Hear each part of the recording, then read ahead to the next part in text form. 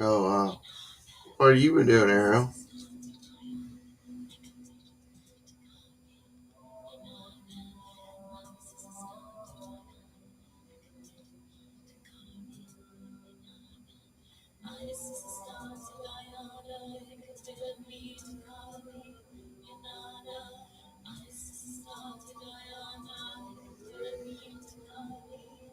Mercury, Mars, and Sun in Scorpio.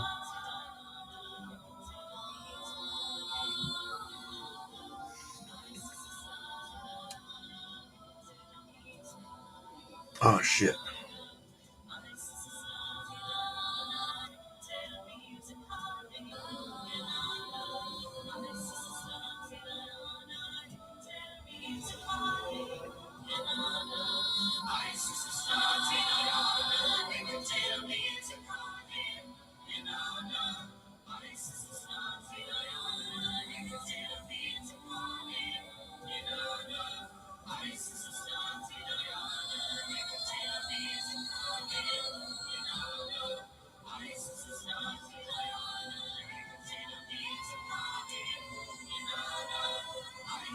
Can you hear that, Arrow? Is it?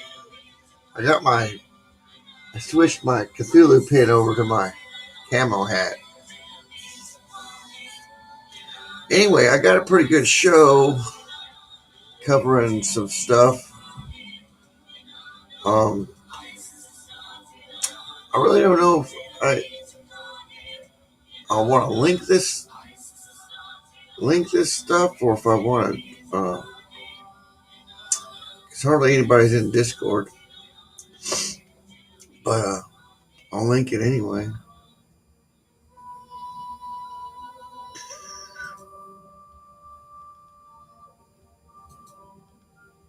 Oh, shit.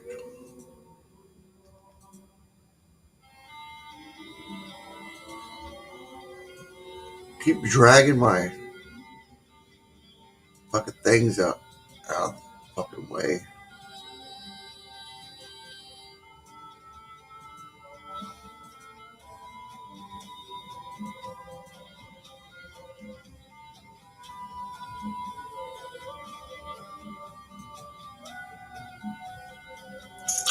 The Undino, we're not going to watch that one.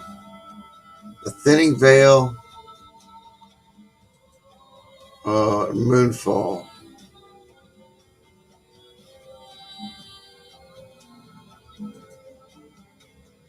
There's Frigga. Alright, you three here? Alright, let's get started.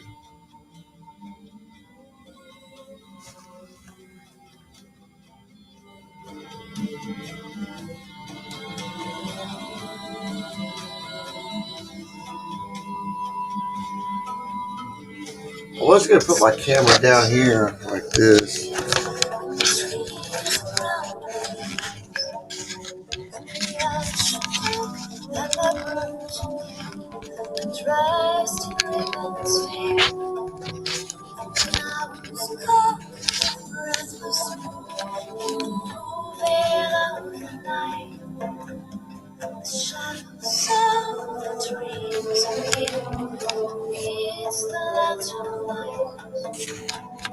No light. Alright, now I can sit here and talk to you like this.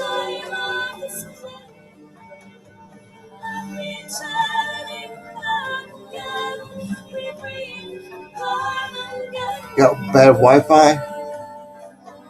Frigga?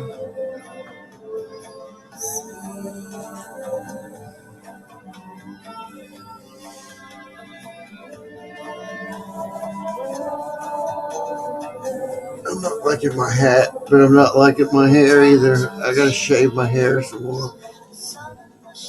Let's get my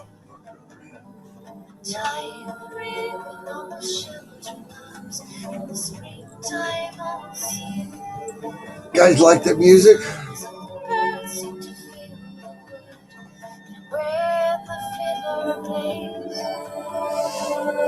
Murder One for Baldwin. You mean he's getting Murder One or Murder One for Baldwin?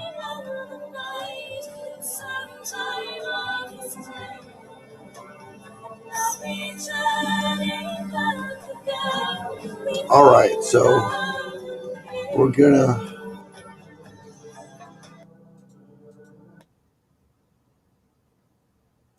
And I'm not gonna let you guys know what I was playing there because that's my little secret. So let's give it a chat for a minute. We're gonna watch. Um,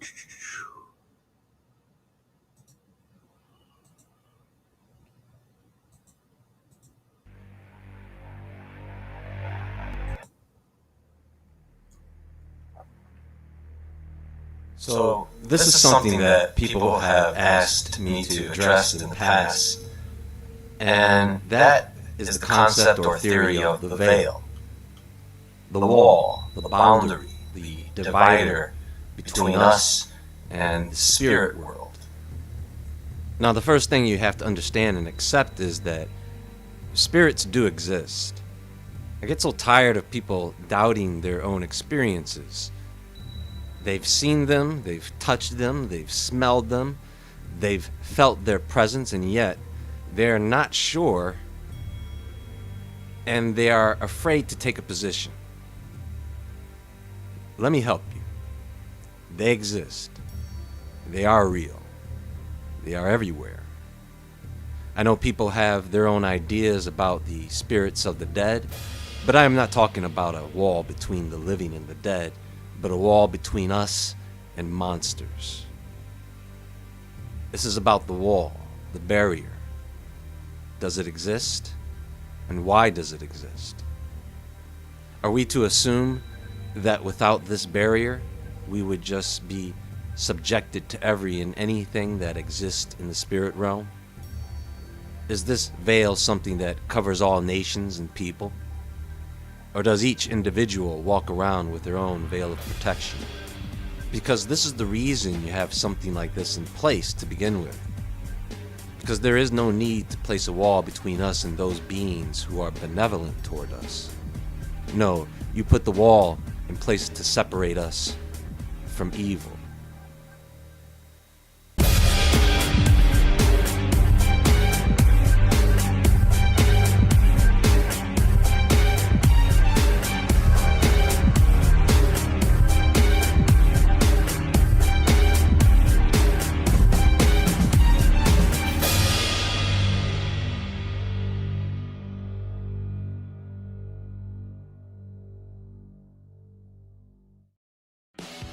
So my wife got me this weird new tool, and at first I thought it looked kind of crazy, but after using it just one time,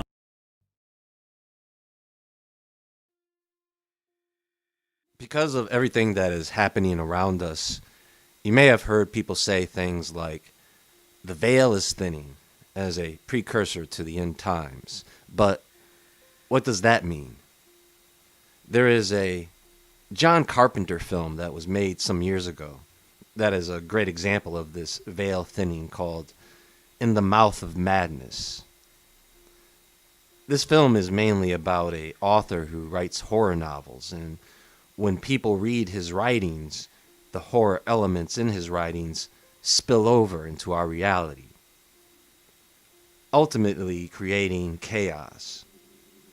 I won't spoil it for you if you haven't seen it. The point is, the film is a good illustration of the psychosis of an individual experiencing things in our reality that would suggest a thinning of the veil.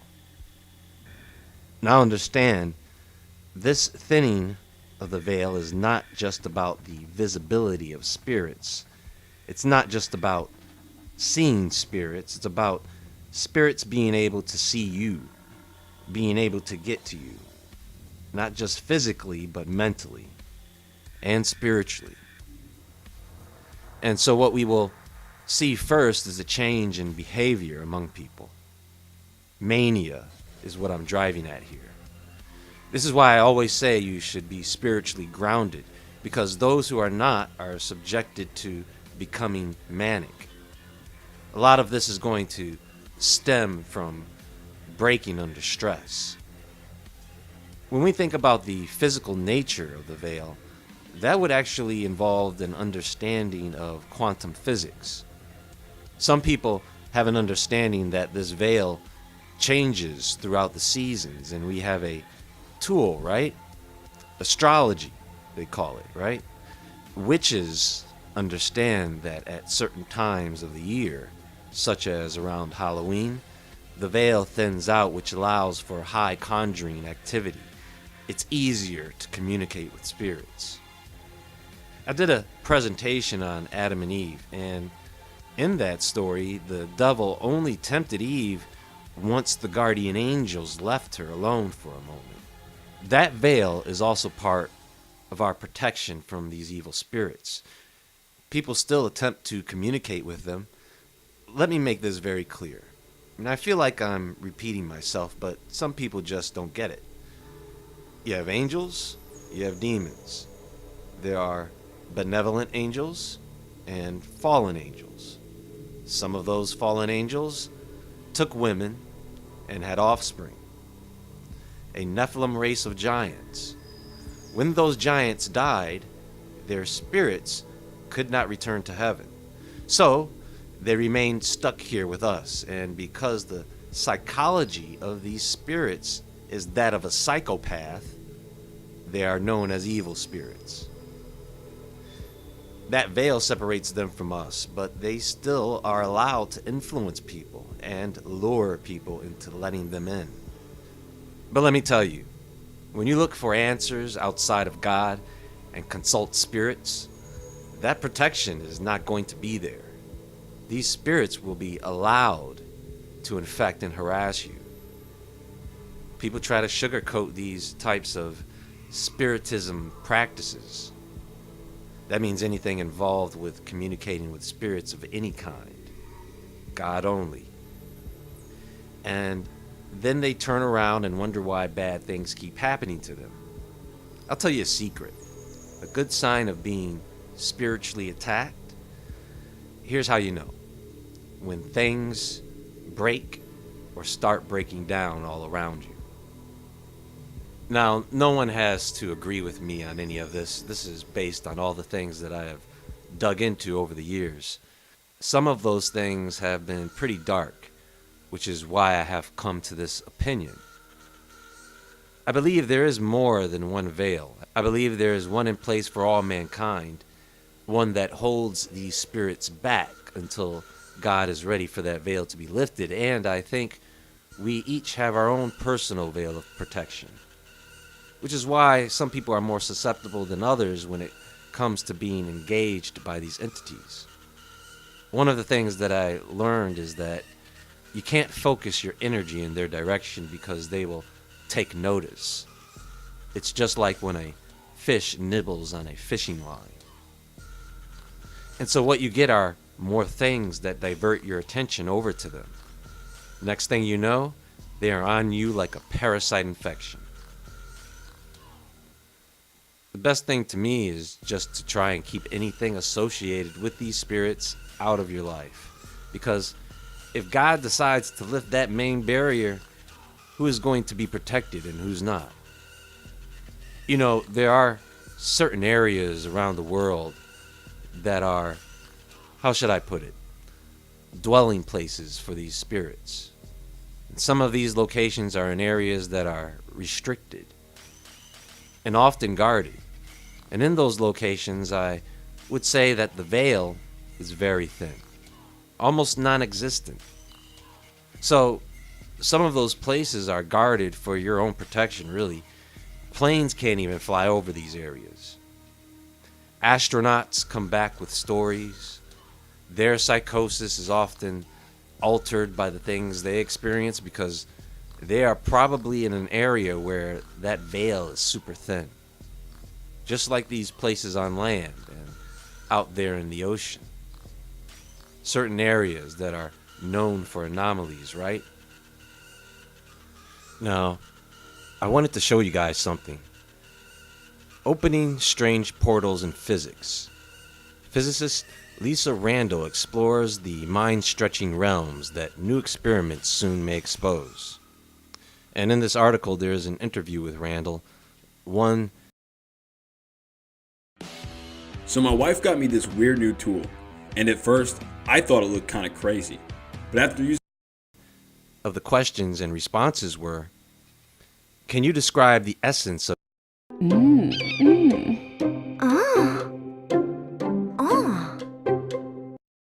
your idea about extra dimensions?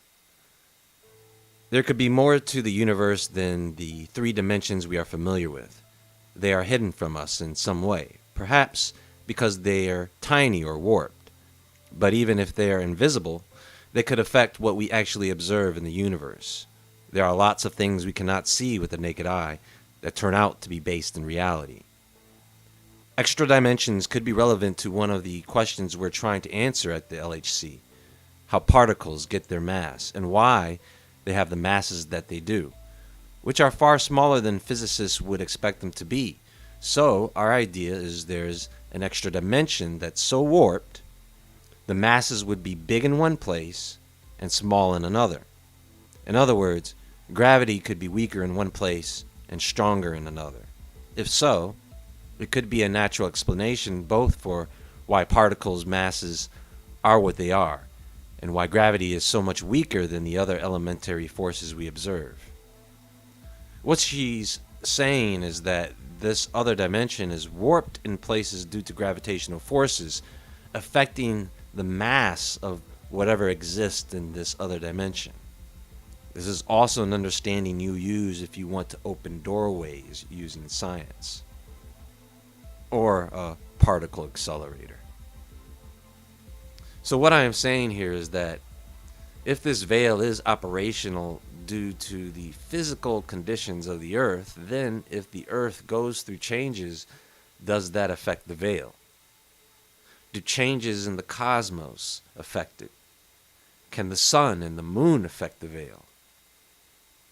Something to think about as we get through this material. There is more to come, so please stay tuned. Be sure to visit woodwardentertainment.com and the Woodward Entertainment Store. And be sure to check out our sponsors' products there as well. You can follow me on Instagram at jwoodward. And until next time, friends, stay awake, stay aware, stay safe, and I'll talk to you all soon.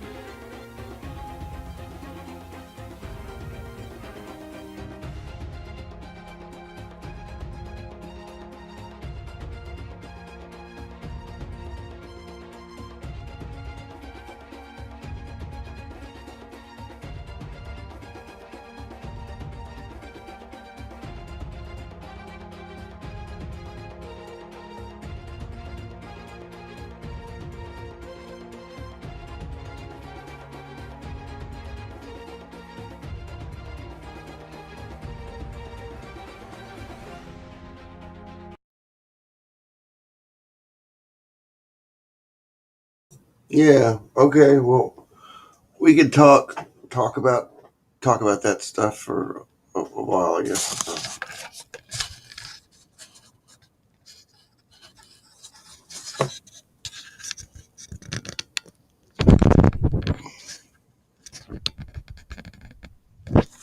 Yeah, that's what I have my camera up there, so I'm looking up because when I look down, I'm not getting fat. Shit, fuck, I'm not fat.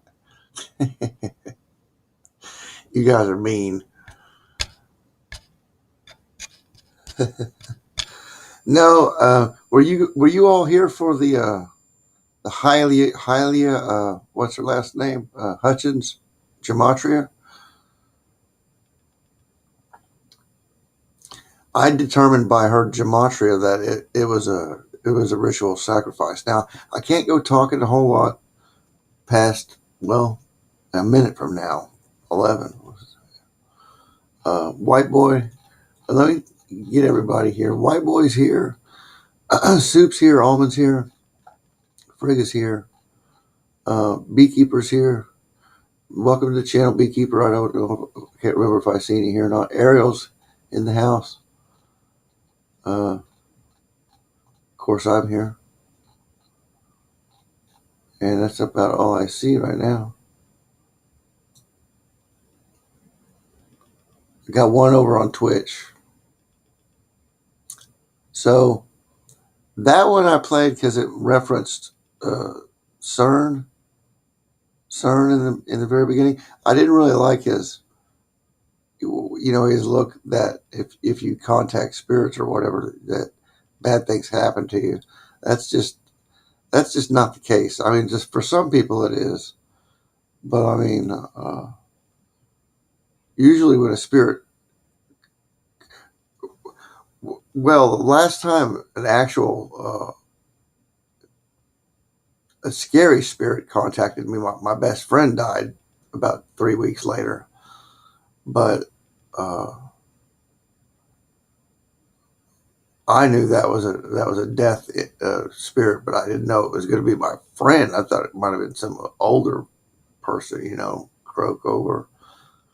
But yeah, I was sleeping in that bed, and then in my closet, door was cracked open, and a big old spiderwebby looking spirit came out and went roar, like, and I woke up and I looked at it, and I just scared me, and I just went back, put my head under the covers, went back to sleep. I was like, hope it went away. I was like, it must have came out of my chest, my magic chest, my paraphernalia chest that I got everything in, all my gear, all my stuff. But I wanted to show you guys something before we got into too much.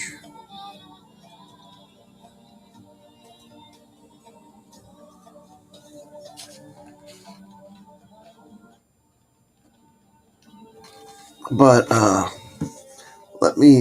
can you guys hear that? Let me go pull this website, because I want to show you guys something real quick. Well, I got everybody here. I know not everybody's going to stick around to the end of the show, and I might go silent here if I get yelled at by the Great Mother. Great Mother.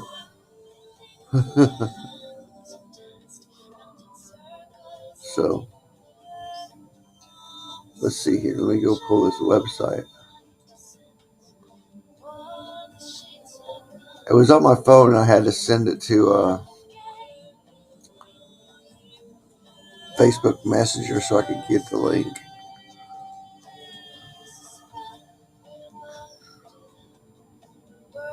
Did I? Or did I?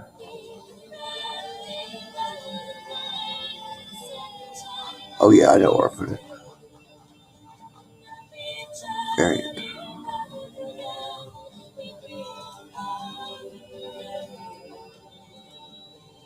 Here we go.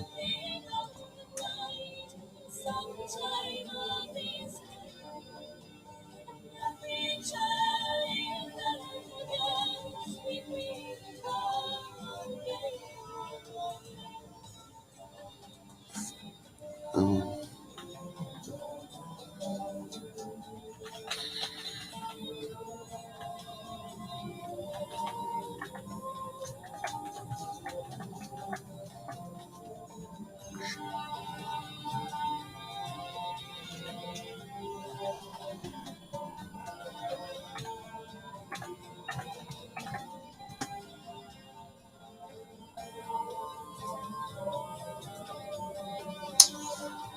Can you guys hear that?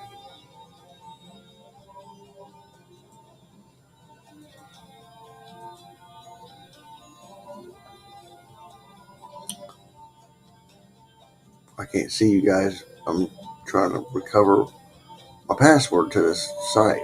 Shit. Discord. Yeah, I know Discord was good.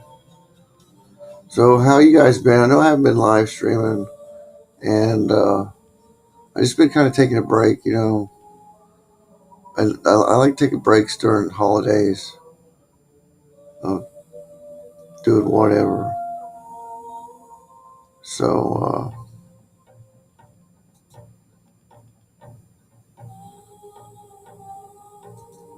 what is going on? Where's my email?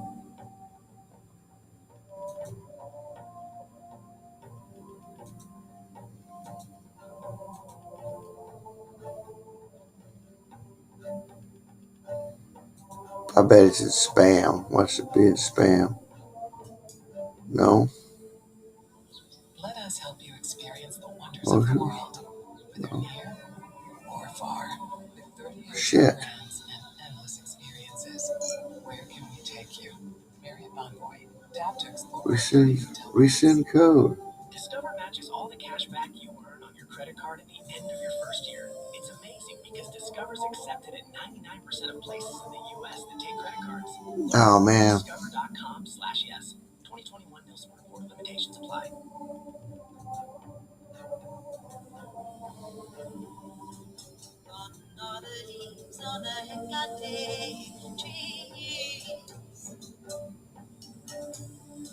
Shed to the wind till a skeleton flows the sky.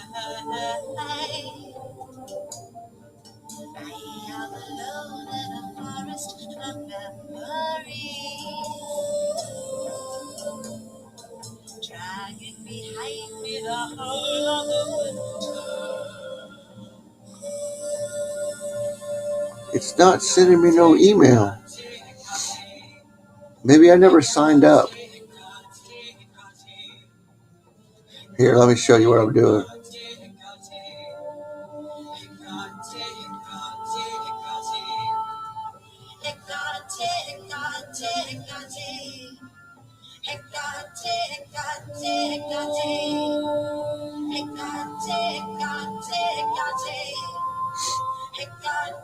My email. Gone are the leaves on the Hecate tree. Shed to the wind till a skeleton clothes the sky. I am alone in a forest of memories. My reputation profile has been viewed 29 times on my life.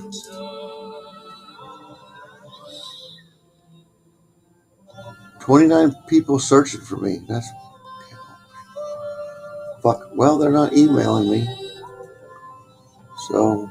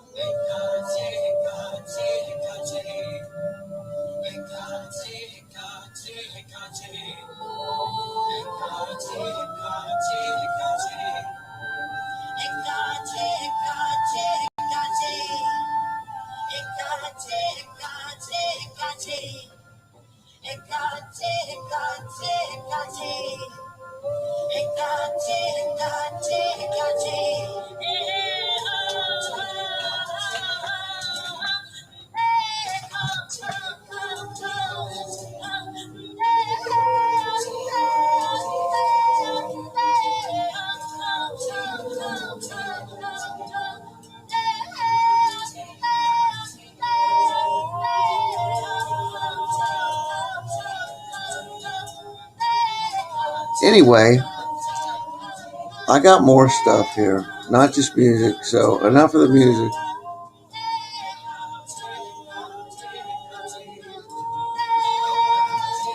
If I could stop it.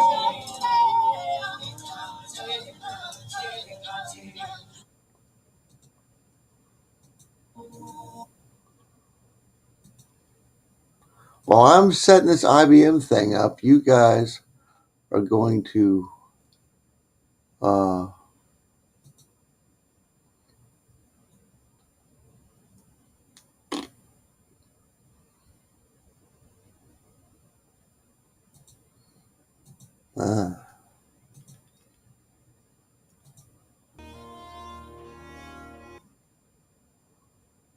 Do you look at gorgeous girls? goddamn commercials. They're really fucking Or with me like tonight. this girl, and immediately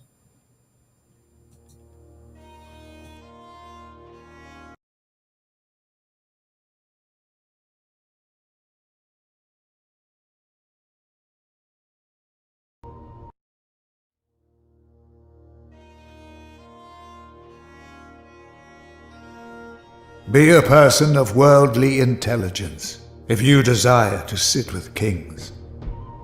The man who only carries the limited scope of his village will be a laughingstock. Travel far and wide, and you shall possess the secrets of man. When fear leads the way, the destination is never glorious. As one candle can light another, so too can greatness of mind be transferred amongst men. To remain in solitude is to deprive oneself of this kindling. Take care with your speech. It can be the catalyst for many needless problems. You never know who could be lending an ear to your ramblings.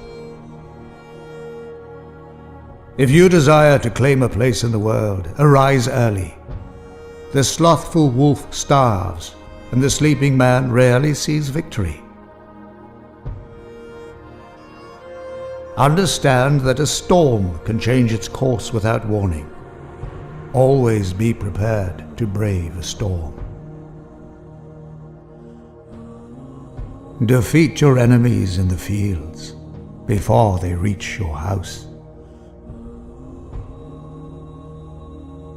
No matter how cautiously you live, there is no escaping the fatal clutches of old age.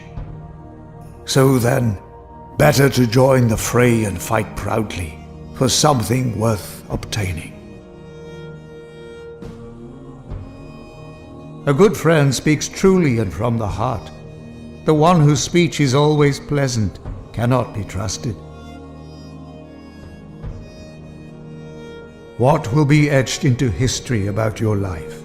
What legend will be left long after you're gone? How have you made this world better? Ponder these questions daily. There is always a sage wiser and a warrior bolder than yourself. Be careful not to become too comfortable. Boastful thinking and exclamations of one's brilliance attracts misfortune into one's life. Live humbly, with quiet confidence, and troubles will rarely beset you. Enemies often lurk in the shadows around corners. It would be wise to check them before venturing forth on your path.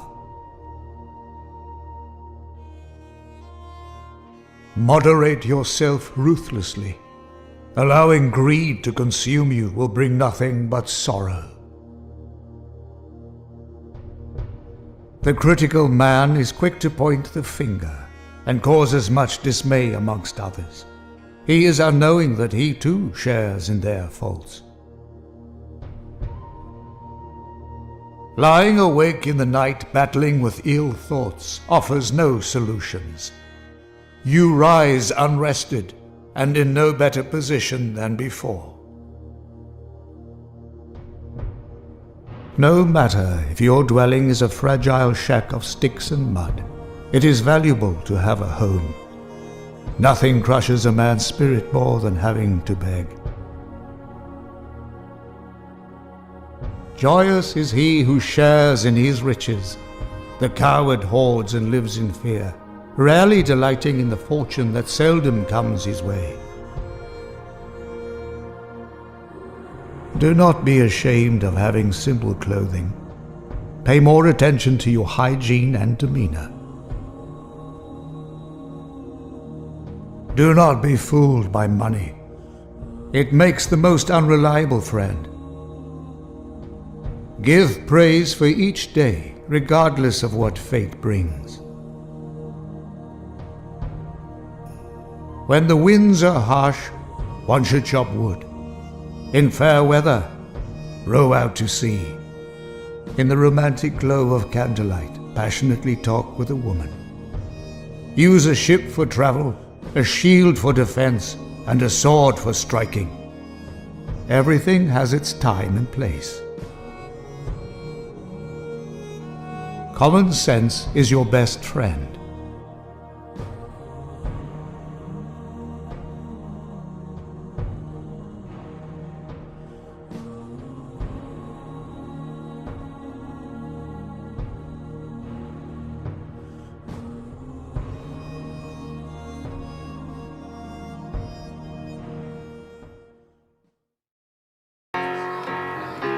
create the beauty technology that makes people's lives easier? We provide virtual try-on services, diagnosis and personalization tools to make beauty more accessible. Create the beauty that moves the world. L'Oréal.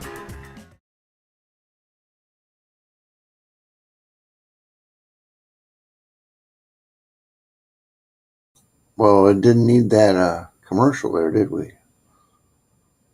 Okay, if you like that one, you're gonna like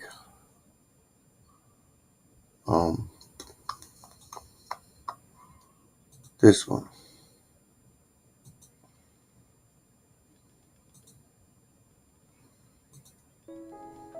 If you seek happiness, master the art of patience, for this is half of the battle.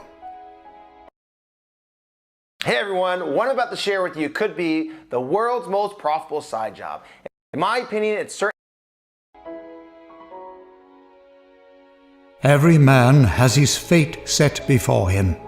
Have your spirit prepared to withstand the oncoming forces.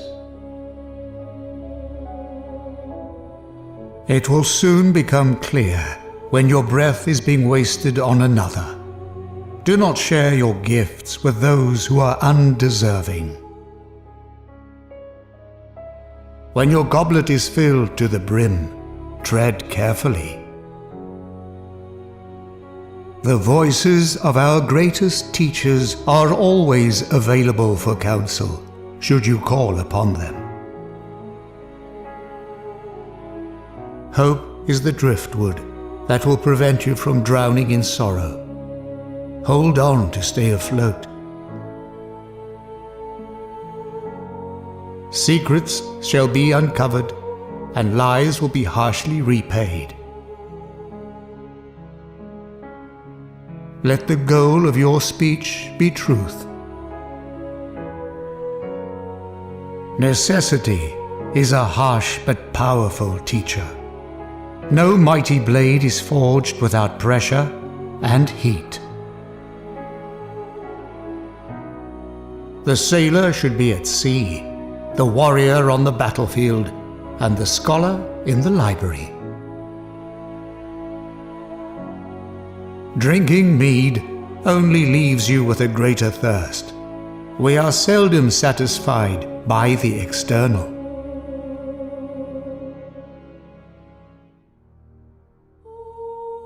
A leader of men must show bravery when facing the perils of this world, so that his followers may share in his valor. Every day, decide to follow where courage may lead. Do not allow the darkness of your past to blacken the light shining before you. The quiet whispers from the heart guide us to what's important. If you cannot hear them, you will go astray. The seemingly innocent behavior of drunken folly has led man into trouble for centuries. Be cautious not to make the same misstep. Anger will often try to take the helm of your being. Cast it aside, lest it becomes your master.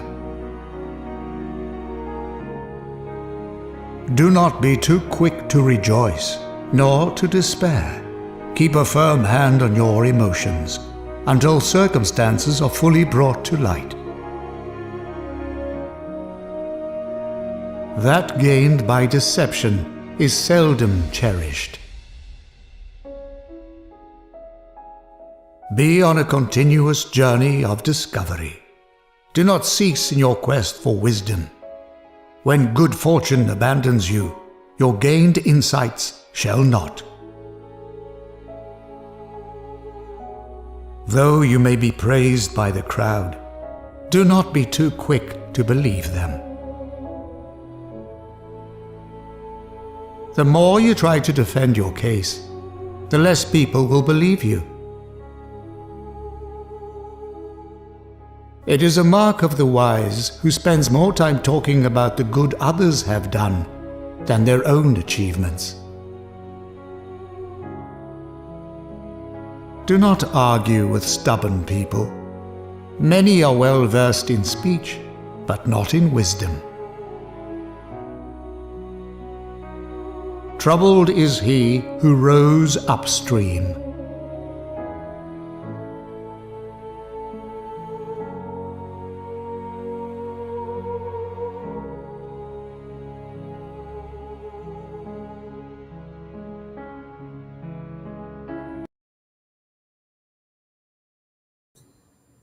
All right. Just a late night stream. I got a bunch of shit up here. This one's pretty good.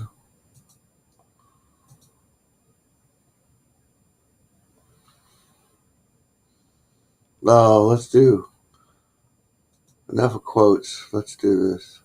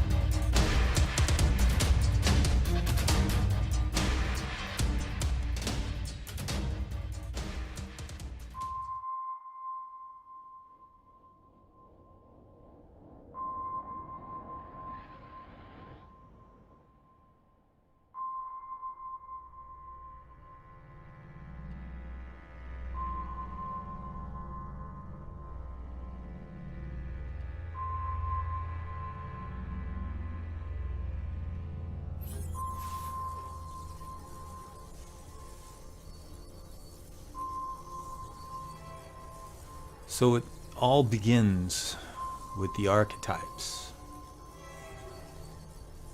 The archetypes, which can also be called the currents, send out their avatars,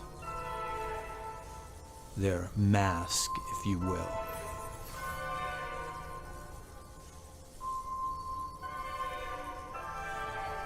And they are the gods. And then between us and the gods are the demons. The demons who are gods, but in a sense have been demoted. Now, these demons are universal. We can connect with any of them. But each and every one of us has our own specific daemon or daimon.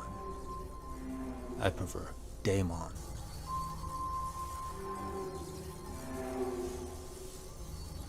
This you can call your guardian demon.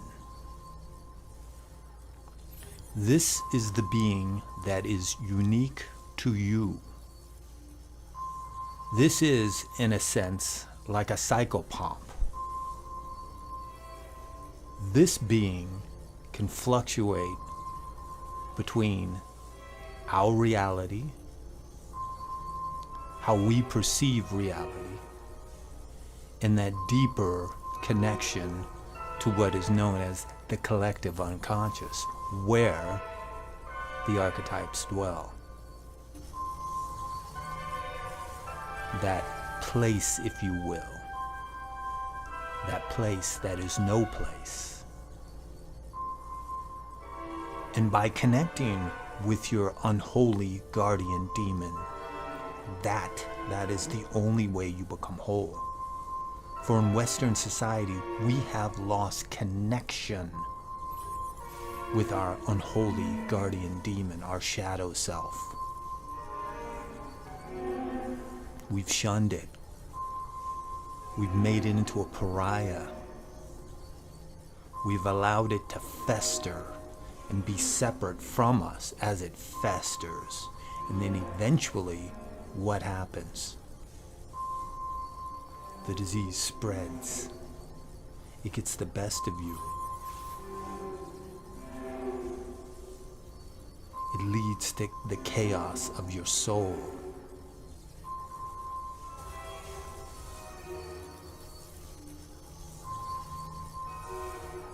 Now, how do we know this? How are we aware of this fact?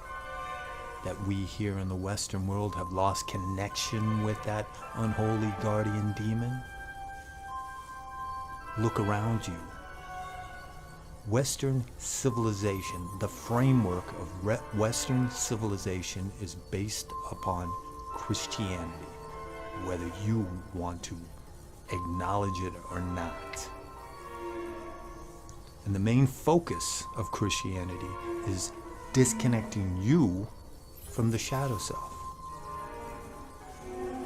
Half of who you are is unclean. Half of what you were born with is filth. Thus, a means of subjugation has been established. A buffer has been created between you and an aspect of what you are, your ego and your shadow. And you need to be saved from that shadow. We believe that you should be one with the shadow. And then, and only then, can you be made whole.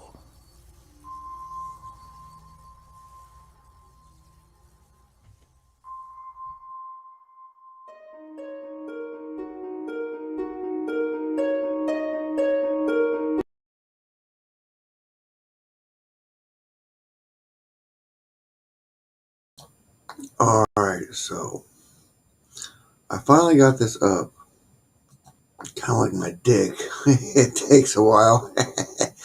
Anyway, let me see here. Let's just share entire screen in case I bounce around here. Here we go.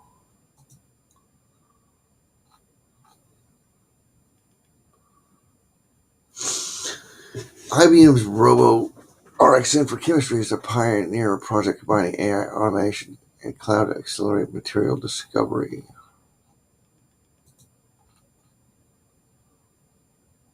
Gain more time to design and innovate. And I was in this one.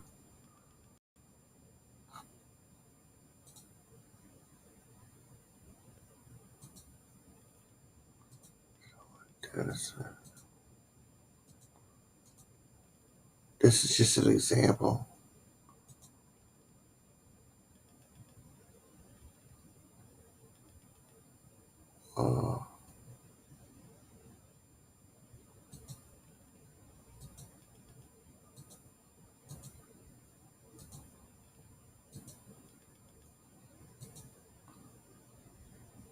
Polar, molecular weight, oil solubility. Let's do this.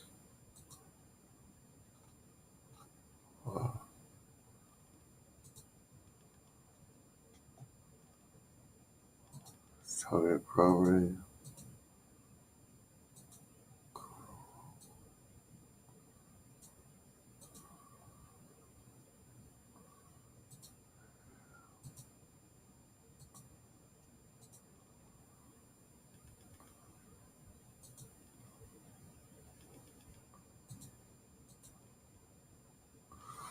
Your request has been queued. Please wait till prediction process is completed.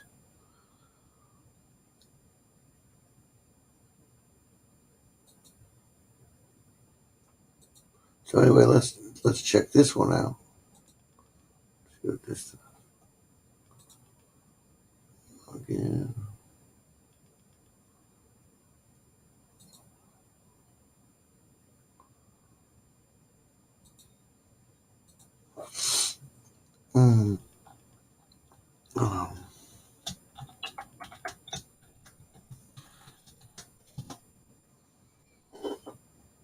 Oh, let me log in.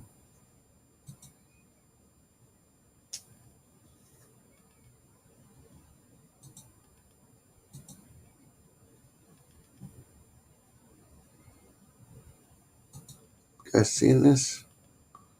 It's where you can put in atom mapping,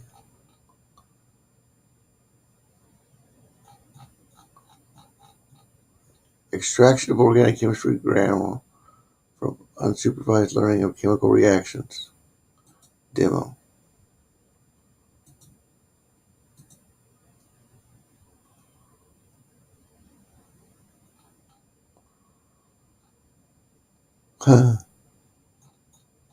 Pretty wild.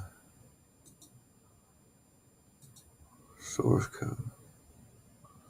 Oh shit.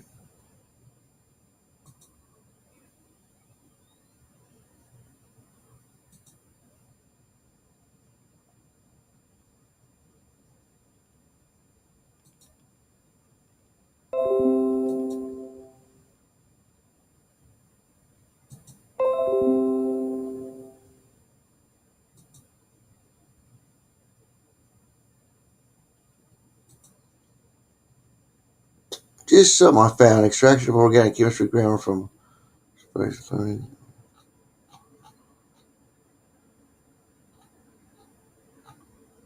So you can make your own chemicals, quantum chemistry here. And this is the Robo project list. Oh, I have to add a new project.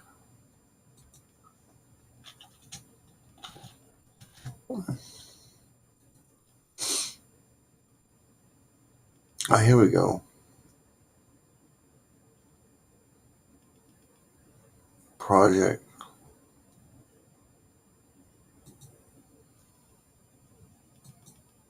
Have any forward reaction. What the fuck?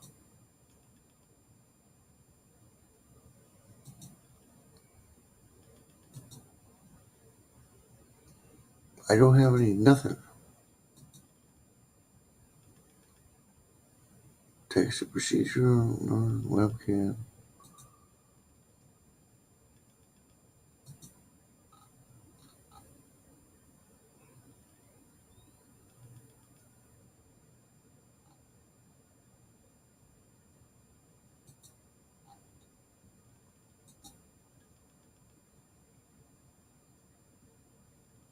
Oh, Robo. All right.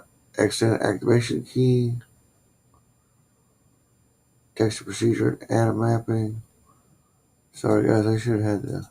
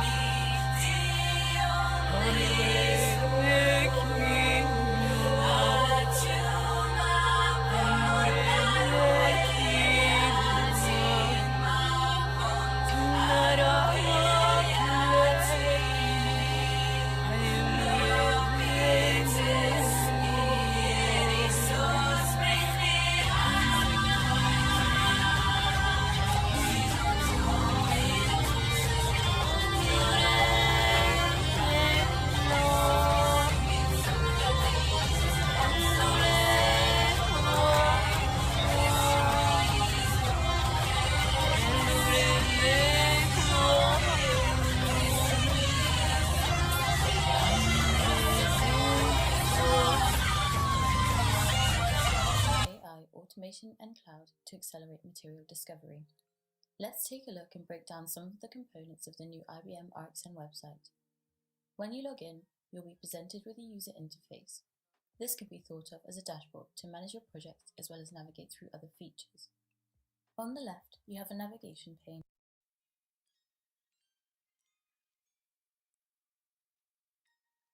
There are two ways to create a new project when using the platform. The first way is to navigate to the Projects tab from the home page. From there, in the top right corner, you will find the option to add a new project. You can also add collaborators if you wish.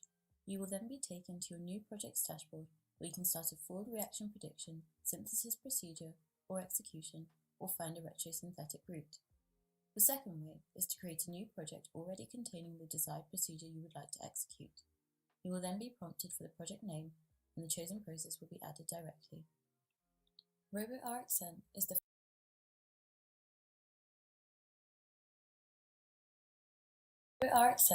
first remotely accessible autonomous chemical laboratory. The RoboRxN tab contains more details about the type of platform constructed and the capabilities. You can also view the simulator of the real-life automation hardware that's in the chemistry lab. Here, you can also access your activation key that is required when first creating your account.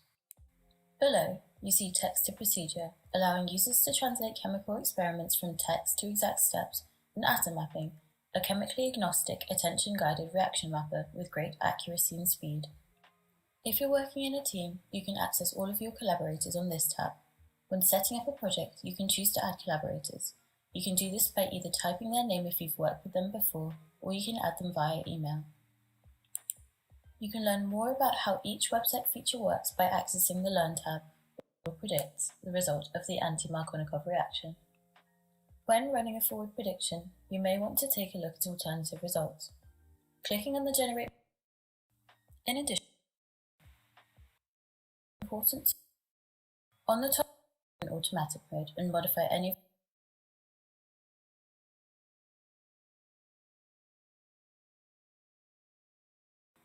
If you choose to add to an existing project, you can filter through any existing projects you may have. In order to demonstrate this feature fully, we'll create a new project and go through each of the three options. When starting from a target molecule, you'll be taken to a blank page where you can input the molecules you would like to include in the retrosynthesis. The platform will present the same screen and tools as when running previous procedures. At the top of the page, you will find the option to toggle between the visual editor and the smile string. The software will take a single target molecule as input. At the top right of the screen, you will again find information on the software used within the program, helpful tips on how to maximize the use of software, and the option to begin synthesis. You'll be given the option between various models, however the most recent one is usually selected as it will contain the most up-to-date and improved version of the model. You can also pick between interactive and automatic mode and modify any of the parameters described earlier on in the video that may be known at the beginning of the process. Once selected, the website will begin predicting suitable retrosynthetic routes that would be needed to create a target molecule. You will also be shown an estimated time of completion. You can start the process, leave the page, and come back at any point. On the top left, you'll see the confidence the model has that the prediction is correct, as well as the information pertaining to the name, date, and time of reaction. You will also see the sequence number. At the bottom of the page, you can take a closer look at the routes by zooming in, as well as access the key that corresponds to the colors shown in the retrosynthetic route. After this, you can then generate a prediction for the experimental procedure. Again, you'll be presented with the option between models. By clicking Get Synthesis, the model will then generate a prediction of how best to synthesize the molecule. The plan of the synthesis will then be saved under Synthesis Procedures. After verification of the reaction settings, you can confirm them and launch a simulator. Depending on the activation key being used, you can either launch the synthesis on the robot or in a free simulator provided by the platform. The simulator runs at a speed that is 20 times faster than the real elapsed time. This allows for testing of the entire end-to-end synthesis protocol. You can choose to pause or stop the synthesis at any point, visualize RoboRxN, and see how much time the procedure will take. Once finished, the plan can be viewed by clicking the Completed button in the middle of the page. The logs of the procedure can also be viewed. The synthesis will then be saved in the Synthesis Executions folder and can be accessed via the Projects tab on the left of the home page. When starting from a retrosynthetic route, Again, you will have the option to start a new project or add to an existing one. You will also be given the option to choose the project, the route, and the sequence you would like to plan your synthesis from. On the top left, you will see the confidence of the model and information about the name, date, and time of reaction. You will also see the sequence number. At the bottom of the page, you can take a closer look at the roots by zooming in. On the top right of the page, you will see an option to create a new sequence beginning with any that the model has generated, the option to add the synthesis to your favorites, sequence details, the ability to delete or rename the project, and the option to launch synthesis. After verification of the reaction settings, you can confirm them and launch a simulator. Again, depending on the activation key being used, you can either launch the synthesis on the robot or in a free simulator provided by the platform. You can choose to pause or stop the synthesis at any point, visualize RoboRxN, and see how much time is left for the synthesis. If desired, you can always close the page and come back to the project at a later date. The synthesis will continue regardless. It will then be saved in the Synthesis Executions folder and can be accessed via the Projects tab on the left of the page. To demonstrate the planning and starting an experimental procedure test, we can try an example. You'll be given a method that can then be inspected and verified. After this, the synthesis will commence with updates being provided by the bubble connecting the product and its suggested precursors. On the top left, you will see the confidence the model has in the prediction, as well as the information pertaining to the name, date, and time of reaction. You will also see the sequence number. At the bottom of the page, you can take a closer look at the roots by zooming in, as well as access the key that corresponds to the colours shown in the retrosynthetic route. At the top right of the screen, you will find the information on the sequence, the time remaining until the synthesis is complete, as well as the option to view RoboRxN in action. You can also pause, stop, or rename the synthesis. You can always close the page and come back to the project at a later date. The retrosynthesis will continue regardless. Once finished, the project can then be accessed via the Projects tab on the left of the page. This was a brief overview of the main features of the new website. By accessing the Learn tab, you can go through videos explaining the different components, the retro targeting suitable retrosynthetic routes that would be needed to create a target molecule. You will be shown an estimated time of completion of the retrosynthetic route. If desired, you can always close the page and come back to the project at a later date. As with the forward prediction, the retrosynthesis will continue. On the top left, you will see the confidence the model has that the prediction is correct, as well as information pertaining to the name, date, and time of reaction. You will also see the sequence number. At the bottom of the page, you can take a closer look at the roots by zooming in, as well as access the key that corresponds to the colours shown in the retrosynthetic route. On the top right, you now have the option to add the project to your favourites. This makes it easily accessible in the future, as the website now contains a filter option where only favorited projects will appear. You can also save the sequence as a PDF, copy the sequence, visualize the attention weights, reaction information, and delete or rename the project.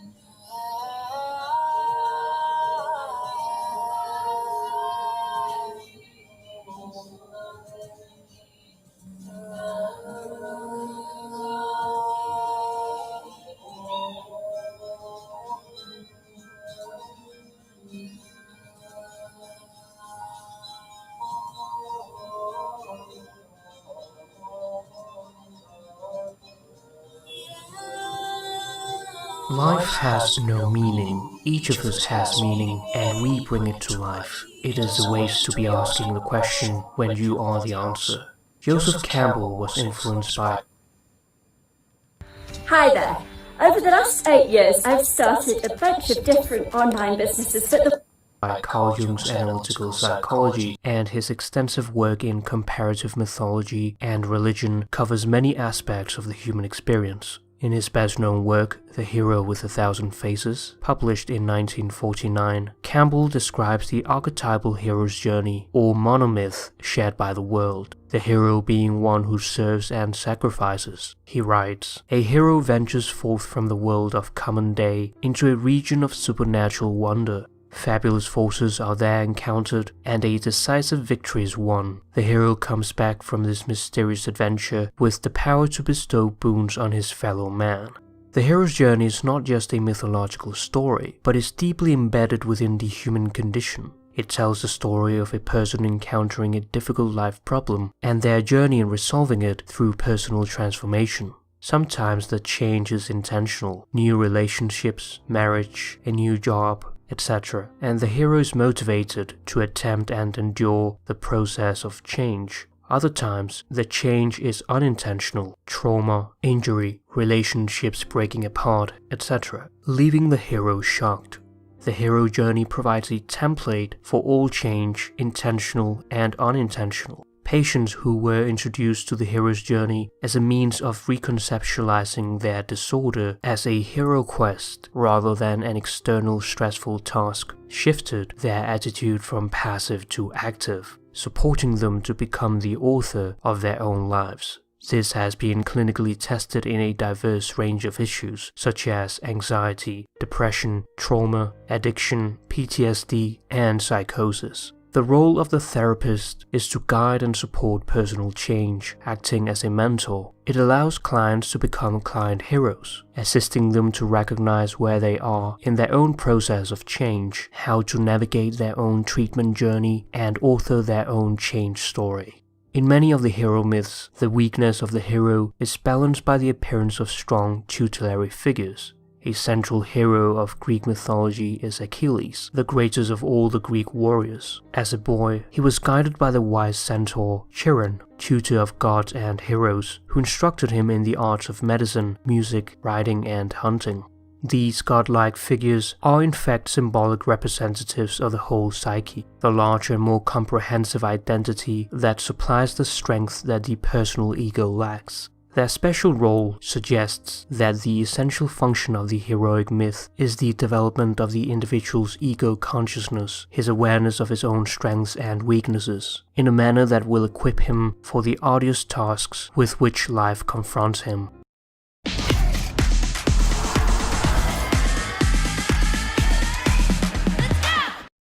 The significant life problem is a situation where the hero's existing knowledge and skills are no longer efficacious. In finding a solution, the hero is required to leave his familiar, known world and venture into the unknown. Significant life problems forces us to change. However, many of us are reluctant to do so, as we do not want to sacrifice our comfort. Ignoring these matters forms unconscious snags which give us a state of impoverishment in our personality and inhibit the growth of the good qualities that lie dormant in our psyche, making our shadow blacker and denser. We lose control of our life and become puppets of existence. As Stoic philosopher Seneca writes, fate leads the willing and drags along the reluctant.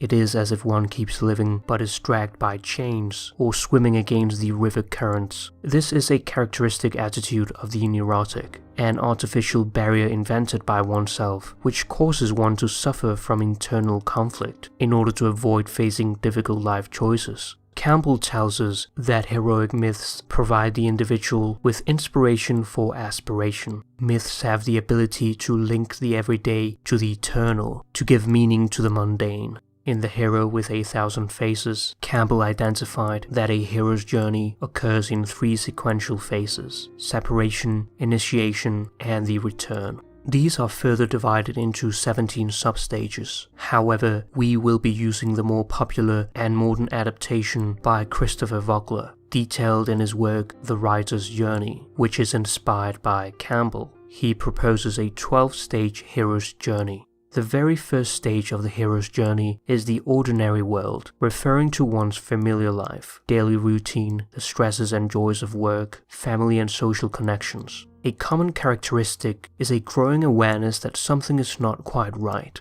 Life is somehow lacking. For instance, an employee may be aware that the enjoyment of his work has been diminishing for some time, but the demands of their day-to-day or concerns about finding an alternative job lead them to an increasingly stressful situation, and so they cling to their ordinary world.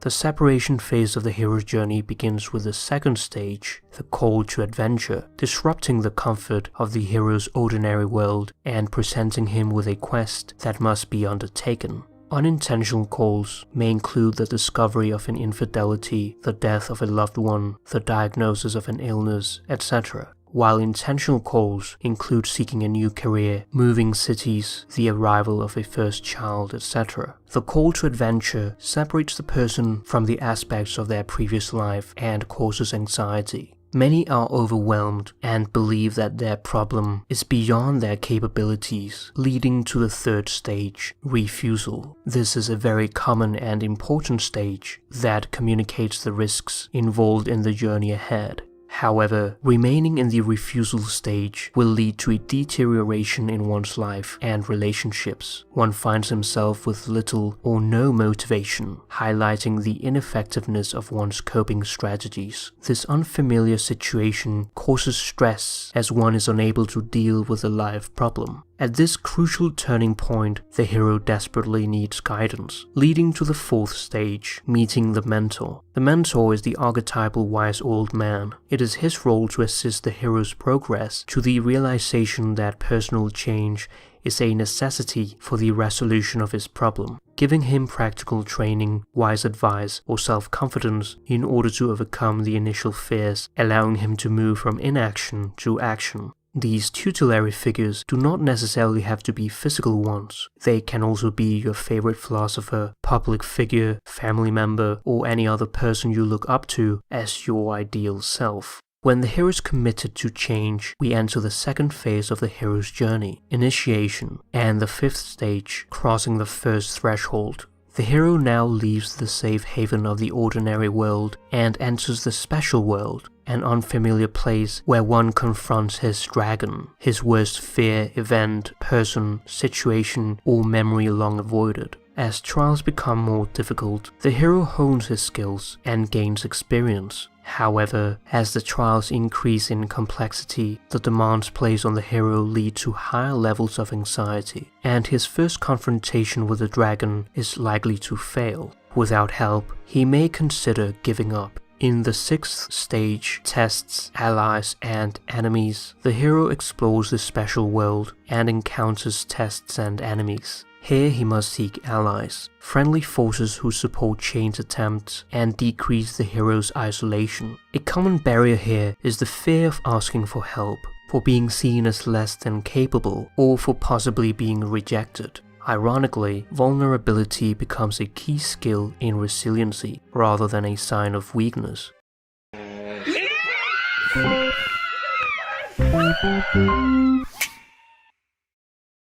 Stage 7 is the approach to the innermost cave, where one must make his final preparations before descending into the unknown. When the hero is ready, he faces the 8th stage, the supreme ordeal. It is the greatest challenge yet, the moment when all looks lost for the hero. Many feel like they're back at square one. Fortunately, allies have witnessed this major setback and are present to assist the hero. Over a period of time, the repeated confrontation with the dragon leads to the growing realization that what was once believed to be impossible is now possible. After facing the unknown and defeating the dragon, the hero experiences a psychological death and rebirth, the death of an old aspect of oneself, and the birth of a new and more capable self. The hero gains insights, receiving this as his reward, the 9th stage. But the journey is not over yet. Now begins the 3rd phase, the return. In the 10th stage, the road back, the hero must hold his reward and make his way back to the ordinary world. But on the way he will be confronted with more enemies and dragons. However, the hero knows that there's no way back and is motivated to keep going. In the 11th stage, the resurrection, the weary hero must experience a second psychological death, experiencing a resurrection with the attributes of his ordinary self, in addition to the new insights from the journey and characters he has met along the road of life. He moves from dependence to responsibility, from silence to finding his voice. The hero has increased resilience and has learned how to regulate fear, sadness, and other emotions that arise when taking action. He is now purified from the land of the dead and can return home, leading to the 12th and final stage, return with the elixir. The elixir is the final reward earned on the hero's journey. It is something for the hero to share with others, or something with the power to heal, wisdom, love, or simply the experience of surviving the special world. The hero comes back to his ordinary world with a new self, having faced terrible dangers and possibly death, but now looks forward to the start of a new life. This is not just a one-time linear path, but in fact a lifelong cyclical process. Over and over again, you're called to the realm of adventure. You're called to new horizons. Each time, there's the same problem. Do I dare? And then if you do dare, the dangers are there, and the help also, and the fulfillment or the fiasco. This awareness to see life as a hero's journey allows the chaos and challenges of life to have both some sequence and purpose. It gives us a beautiful framework for dealing with life's problems. An unwanted event can be viewed as a call to adventure. Difficult life events as confronting one's dragon. When one completes these, one receives a reward, transforming into a new self with an elixir to share the experience of one's special world with others. The hero's journey is the quest to find the inward thing that you basically are. One of Campbell's most frequently repeated phrases is to follow your bliss. If you do follow your bliss, you put yourself on a kind of track that has been there all the while, waiting for you, and the life you ought to be living is the one you are living. When you can see that, you begin to meet people who are in your field of bliss, and they open doors to you. I say, follow your bliss and don't be afraid, and doors will open where you didn't know they were going to be. To follow one's bliss is not simply doing what one likes to do, and certainly not what one is simply told. It is to search deeply within oneself and identifying that pursuit or burning need which one is truly passionate about, giving oneself absolutely to it, and the rest will follow.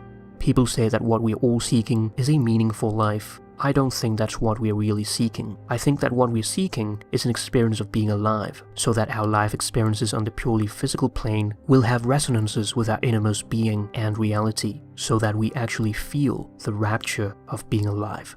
This feeling of rapture or bliss is associated to the hero's journey that we face on a daily basis in this life. He writes, "The experience of eternity right here and now is the function of life. Eternity isn't some later time. Eternity isn't even a long time. Eternity has nothing to do with time. Eternity is that dimension of the here and now that all thinking in temporal terms cuts off. The experience of eternity right here and now in all things, whether thought of as good or as evil. Heaven is not the place to have the experience. Here is the place to have the experience. When you realize that eternity is right here now, that it is within your possibility to experience the eternity of your own truth and being, then you grasp the following. That which you are was never born and will never die."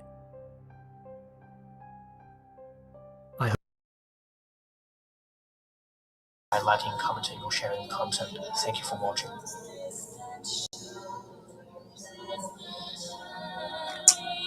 For my wallet, I just wanted three Pretty good things. with Had to be content. simple, really easy to access your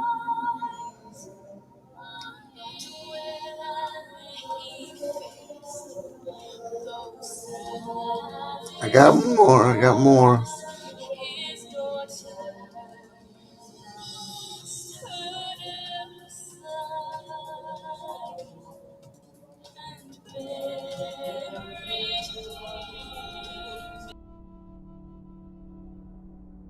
So, live your Cole, he's my miracle child. So how does your miracle life that the fear of death can never enter your heart. Trouble no one for their religion. Respect others in their view, and demand that they respect yours too.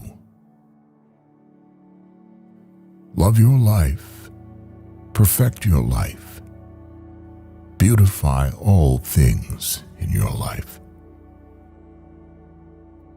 Seek to make your life long and its purpose in the service of your people.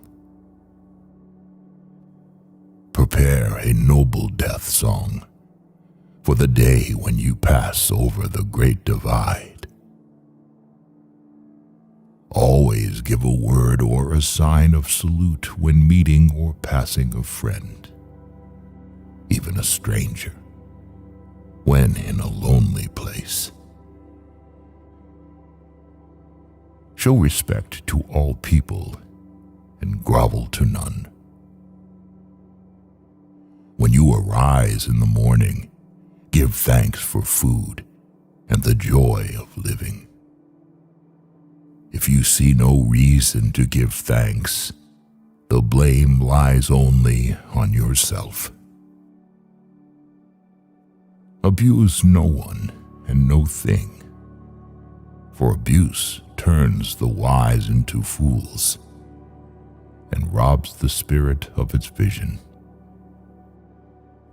When it comes your time to die, be not like those whose hearts are filled with the fear of death,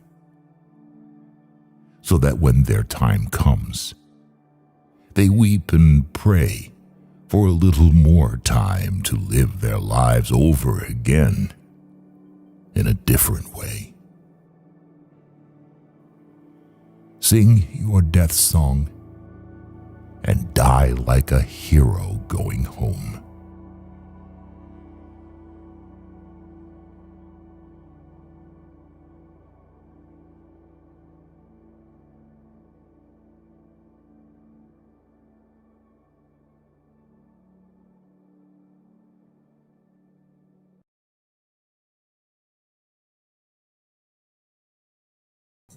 Okay.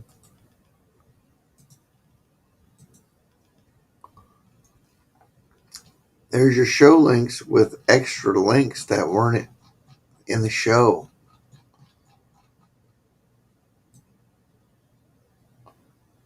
Y'all having a good night so far? I need a cigarette. I've been going for an hour and 30 minutes without a cigarette. So I think I'm gonna. Oh, the one I just dropped. Well, I dropped all the show links except for the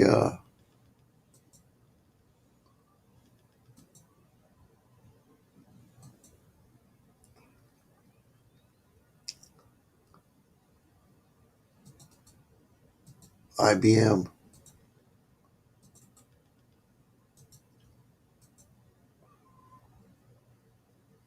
There's quantum computing. Science.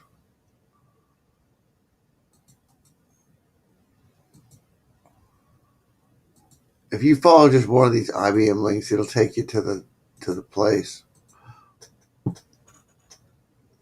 Now, Microsoft and Google, they all have their own artificial intelligences, but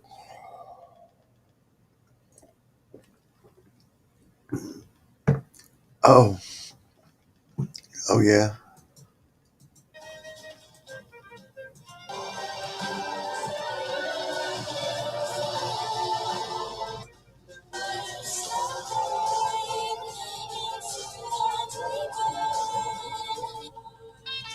Jim Drives also has used on the AKG sound system.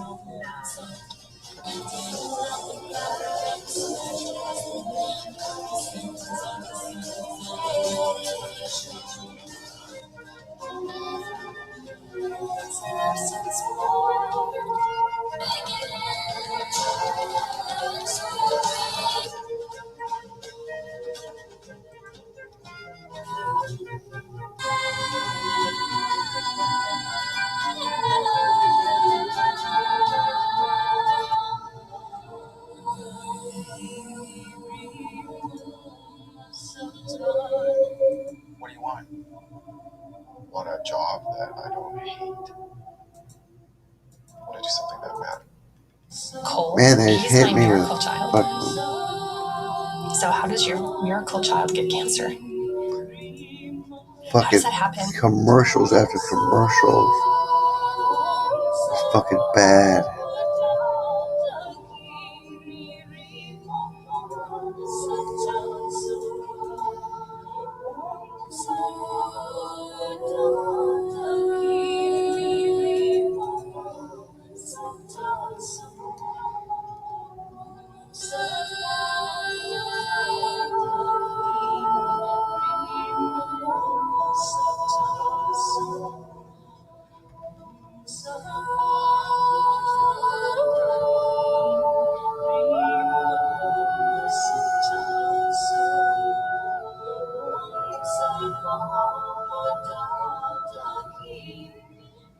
supercrystals.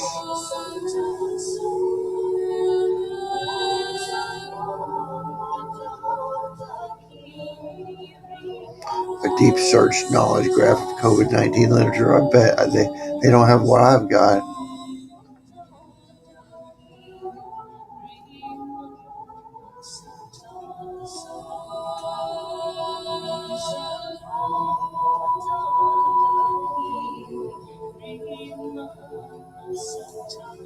It's a search engine.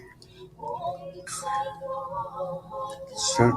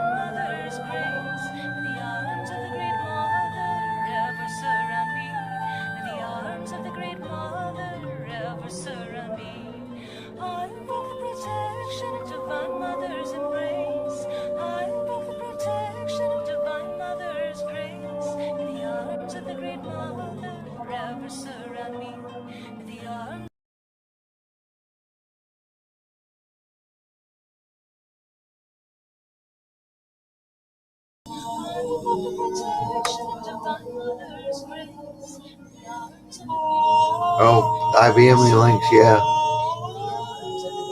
No problem.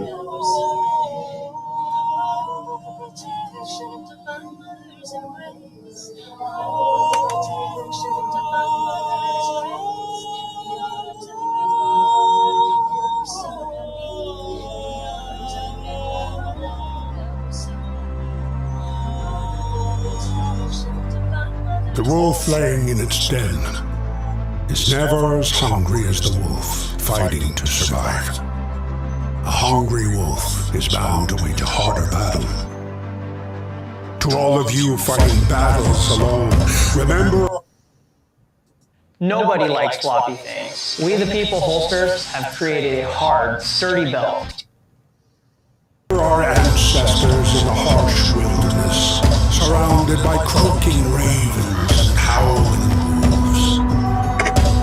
To all of you going against the grain, battling the naysayers, better fight and fall than to live without hope. You might learn to survive and not let your worries and hopelessness stand in your way.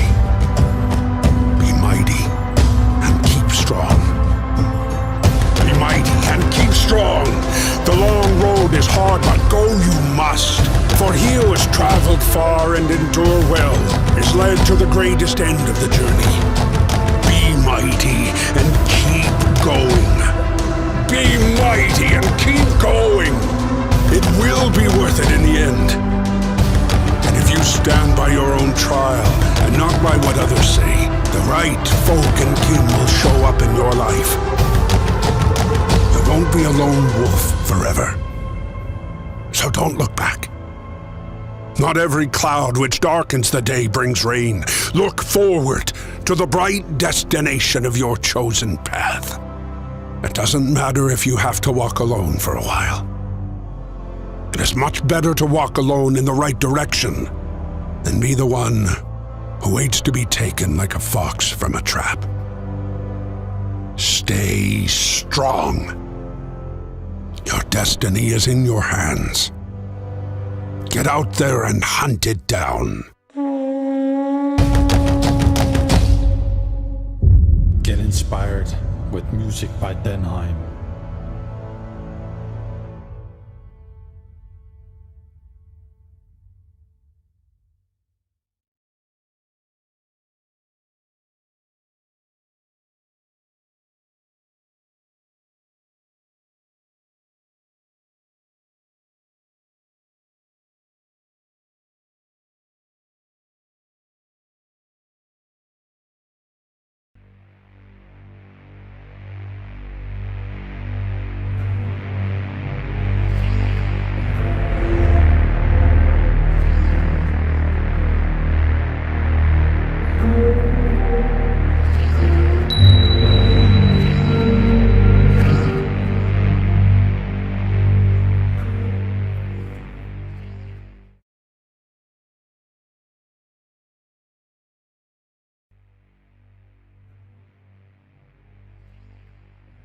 So, a few months ago, I came across a trailer for a new film to be released in 2022.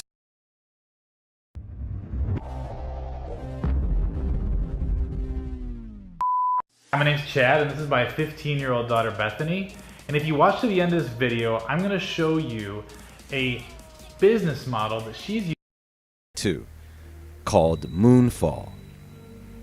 There are a couple of trailers out now for this. You can go take a look at those now if you haven't already. That way you'll know what I'm referencing here in this presentation. Then recently someone sent me a message inquiring about it.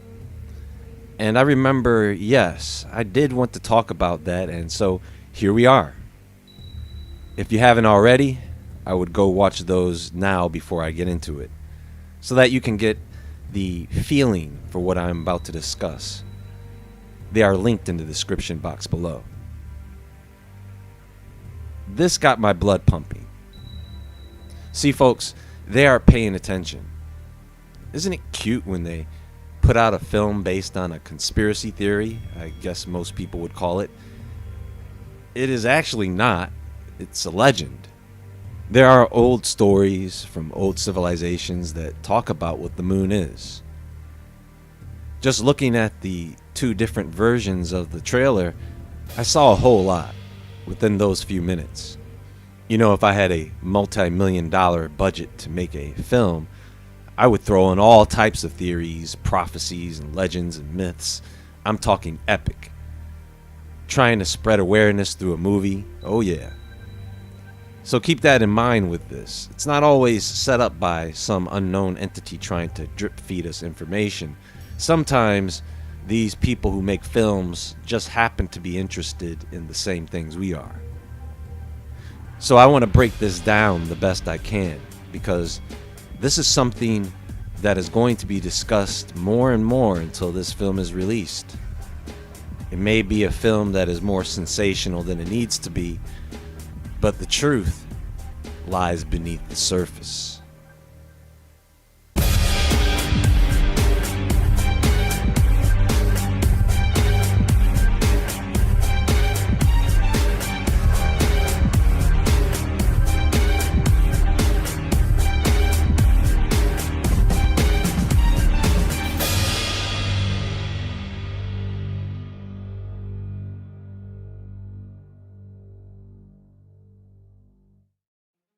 Did you get it? I get it! I get a job!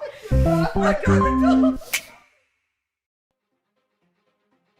So the first thing I want to express about all of this is, and this is something that I dare anyone to try and dispute with science, and that is that the moon was put there.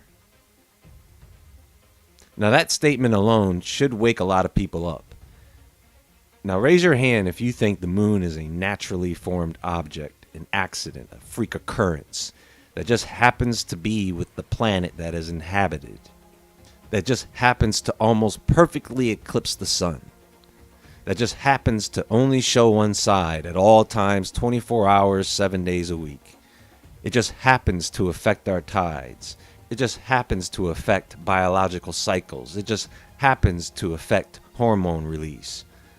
Now, of course, it's easy to say that God put it there by design, and I believe that to be true. But I think there is a little more to it than that, as to the details of how and when the moon took form, or was constructed or placed. While we're on the subject, here are a few biblical verses that talk about what the moon is. Genesis chapter 1, 16 through 18. God made the two great lights, the greater light to govern the day, and the lesser light to govern the night. He made the stars also. God placed them in the expanse of the heavens to give light on the earth, and to govern the day and the night, and to separate the light from the darkness. And God saw that it was good. Now this verse I know most people think is referring to the sun and the moon, but really, the moon doesn't emit its own light. In other words, without the sun, it wouldn't light up. I just had a theory maybe this verse is referring to the sun and a binary star that would burn a light that is invisible to us for some reason, the governor of the dark. But given the context, it is probably the moon. Anyway, just a thought I had. In Jeremiah 31:35 it reads, "Thus says the Lord, who gives the sun for light by day, and the fixed order of the moon and the stars for light by night, who stirs up the sea so that its waves roar. The Lord of hosts is his name." In Psalm 104:19 it reads, "He made the moon for the seasons. The sun knows the place of its setting." The sun and moon, two governing bodies, and that's another thing. The relationship between the sun and the moon is an accident. You know, it's funny, there is so much interest in Planet X, but if one of these two bodies, if the moon were to move away from or get closer to the Earth, Not even by that much. It would be apocalyptic. Forget about Planet X at that point. And you have to hope Planet X or that binary star doesn't cause the moon to change position. But let's get to this film. So, writer, director, producer Roland Emmerich. When you make movies like 10,000 BC, Stargate, Independence Day, The Day After Tomorrow, 2012, Godzilla, you most likely are doing some pretty deep diving into those subject matters. Subject matters he was already into at a young age back in Germany. So I'm sure he's very up to date concerning the theories surrounding the moon. The leading cast will be Halle Berry, Patrick Wilson, John Bradley, and Donald Sutherland, along with Michael Pena. Now, the first trailer, of course, is a teaser, so most of the same elements are in the second trailer, accompanied with more dialogue to give us a better sense of what's happening. So, in the second trailer, it opens up with a space shuttle launch, specifically the Apollo 11 launch, as Donald Sutherland tells a story about the moon landing on July 20th, 1969. Upon that landing, Sutherland says that we were taught that they lost communication with Houston for 2 minutes. Actually, the lost communication with Houston was a lot, on and off as they tried to land the module, and then the moment of silence when they left the moon and reached the far side of the moon out of the communication zone. So yeah, there were several moments of broken communication. However, Sutherland says that it wasn't true, and that it was a cover to hide something they had discovered. So there are two spacecraft shown here. One looks almost exactly like the SpaceX Dragon spacecraft. And then there is the Space Shuttle, which hasn't been used since 2011. So they are probably going to have a few scenes on the Apollo 11 mission. Or they may end up using this shuttle for this last-ditch effort to fight the moon. The SpaceX Dragon is a cargo ship that I believe is capable of a moon mission, although I think SpaceX is working on another rocket for that. Now, we have what appears to be alien technology, perhaps a weapon. This reminds me of the alien technology used on the spacecraft in the movie Man of Steel. So we already know that they are going there with the aliens. What type of aliens they'll pick for this one will be interesting. I know the aliens that were picked for Independence Day are pretty unique when it comes to that topic. So it will be interesting to see what race of being they have in place here. So of course, now that the public knows that the moon is moving towards Earth, we have the breakdown of society and the riots, the looting, and other forms of madness. Now, the only reason I can think of that they would be rolling the space shuttle down the middle of a demolished neighborhood is probably because all the other spacecraft they sent to the moon to handle the problem failed. And now they are left with no choice but to move the space shuttle into position. Or could it be a scene of it landing back to Earth? Which means mission accomplished and the moon didn't hit the Earth after all. Nah, they showed a moon crashing into the Earth, and that's what I expect to see in the movie. Tsunamis, earthquakes, water tornadoes. I'm sure they are going to have every natural disaster possible in this movie, especially fireballs from moon debris. As soon as this guy said, "Stay awake," my heart started pounding. I thought he was going to finish my closing statement. Stay awake, stay aware, stay safe. He's bald with a beard, just like me. This guy's my favorite character now. They already sold me on this movie anyway. Of course, we have the religious leader. I believe this is played by Adam LeBlanc. This was the NASA Vehicle Assembly Building. Now, Sutherland mentions that this planet has suffered already 5 extinctions.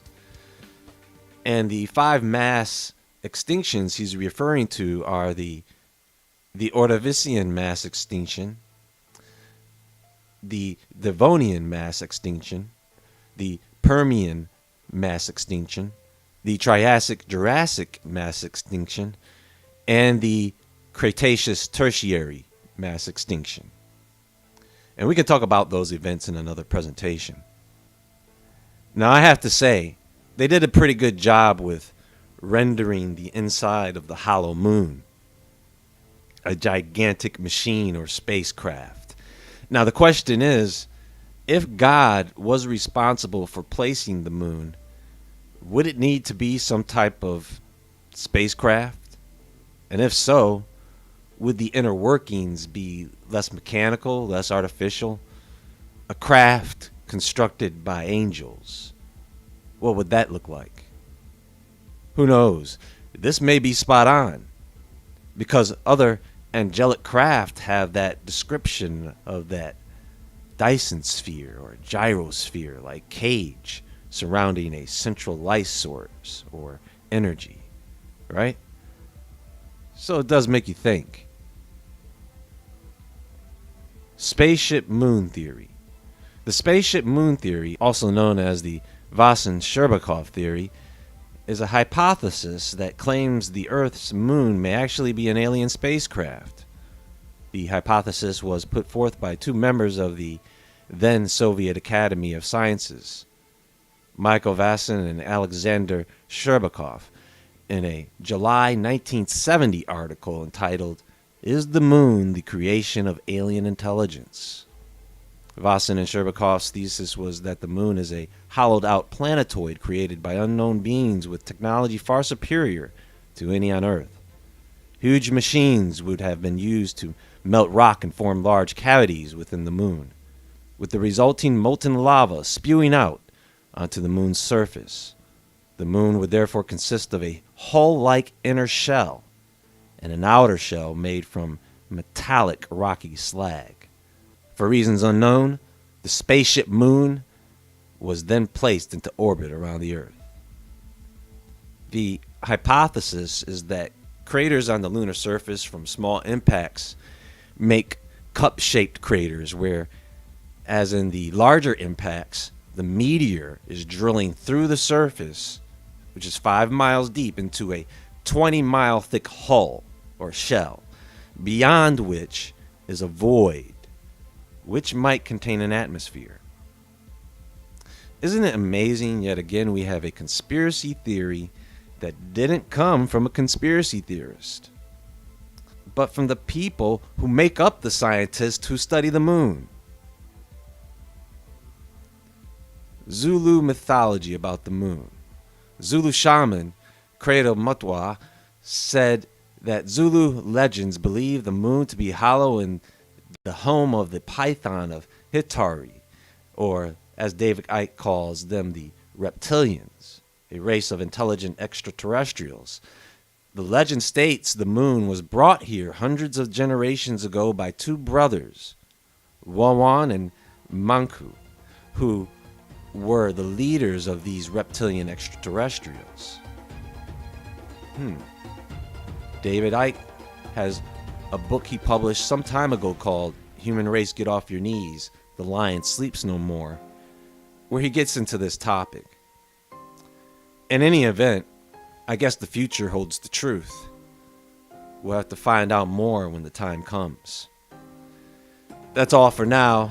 I hope you guys enjoyed this little time out to review this upcoming film of interest.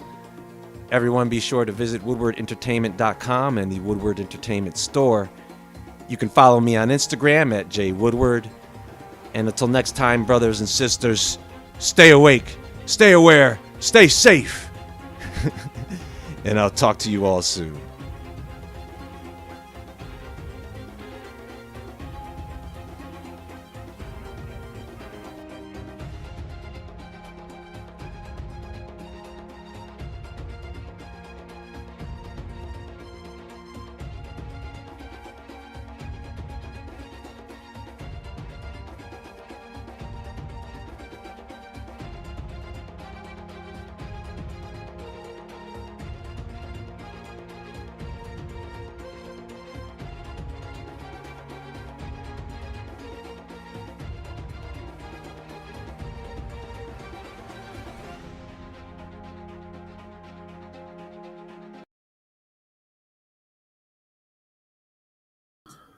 Well.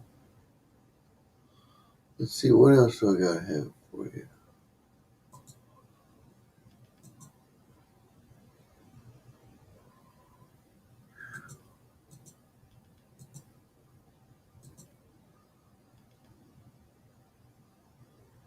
Yeah.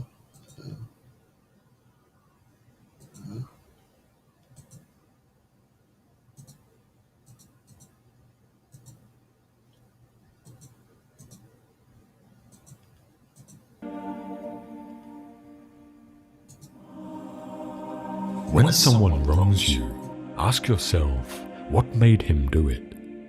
Once you understand his concept of good and evil, you'll feel sorry for him and cease to be either amazed or angry. If his concept is similar. For my wallet, I just wanted 3 things. It had to be simple, really easy to access your cards, and last forever. I'm BJ Minson. I'm the founder of Grip6. One day I realized after I had destroyed my credit card several times and my butt was hurting, like, why am I carrying this wallet in my back pocket? It was like a fit of minimalism where I was like, that's it, I'm done with it. I'm throwing away everything that I don't really need.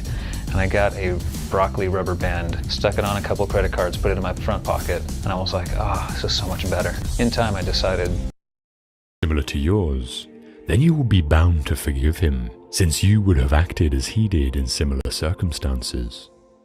But if you do not share his ideas of good and evil, then you should find it even easier to overlook the wrongs of someone who is confused and in a moral muddle.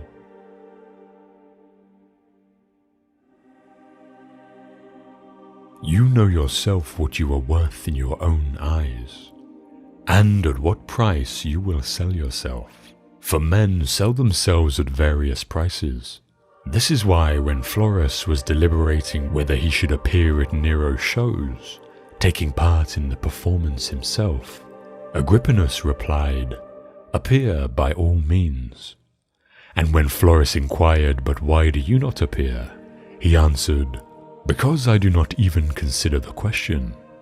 For the man who has once stooped to consider such questions, and to reckon up the value of external things, is not far from forgetting the manner of man he is.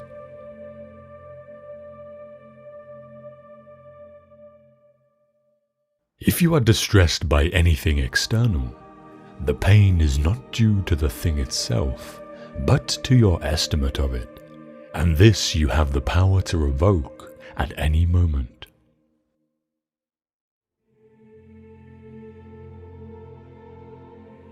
The first and most important field of philosophy is the application of principles such as do not lie. Next come the proofs, such as why we should not lie. The third field supports and articulates the proofs by asking, for example, how does this prove it? What exactly is proof? What is logical inference? What is contradiction? What is truth? What is falsehood? Thus the third field is necessary because of the second, and the second because of the first. The most important, though, the one that should occupy most of our time, is the first. But we do just the opposite. We are preoccupied with the third field, and give that all our attention, passing the first by altogether. The result is that we lie, but have no difficulty proving why we shouldn't.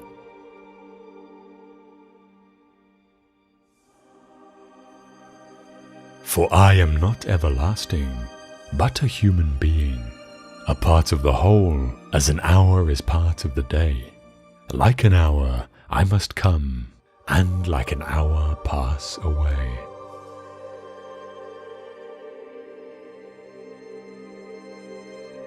Remember that you must behave in life as at a dinner party.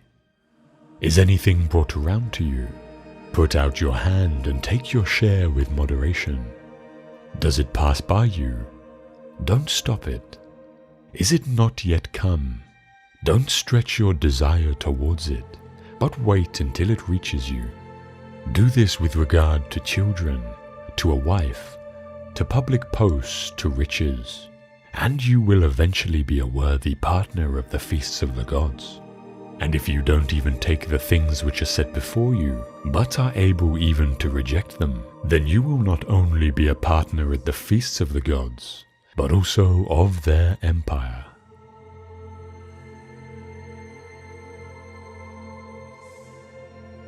Remember that all we have is on loan from fortune, which can reclaim it without our permission, indeed without even advanced notice. Thus we should love all our dear ones, but always with the thought that we have no promise that we may keep them forever, nay, no promise even that we may keep them for long.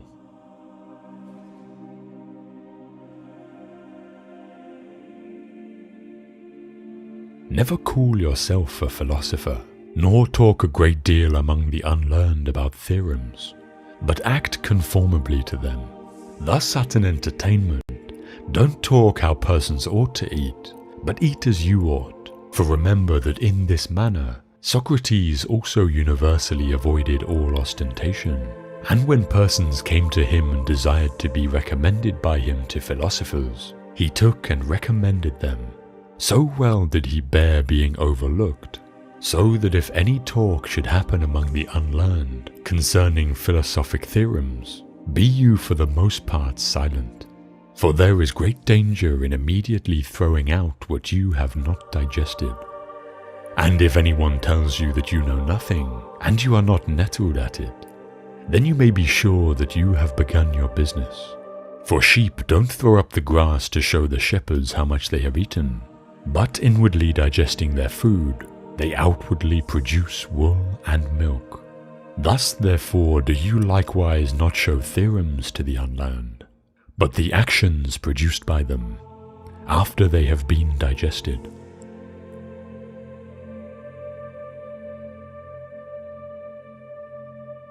Philosophy is not an occupation of a popular nature, nor is it pursued for the sake of self-advertisement. Its concern is not with words, but with facts. It is not carried on with the object of passing the day in an entertaining sort of way and taking the boredom out of leisure. It molds and builds the personality, orders one's life, regulates one's conduct, shows one what one should do and what one should leave undone, sits at the helm and keeps one on the correct course as one is tossed about in perilous seas. Without it, no one can live a life free of fear or worry. Every hour of the day, countless situations arise that call for advice. And for that advice, we have to look to philosophy.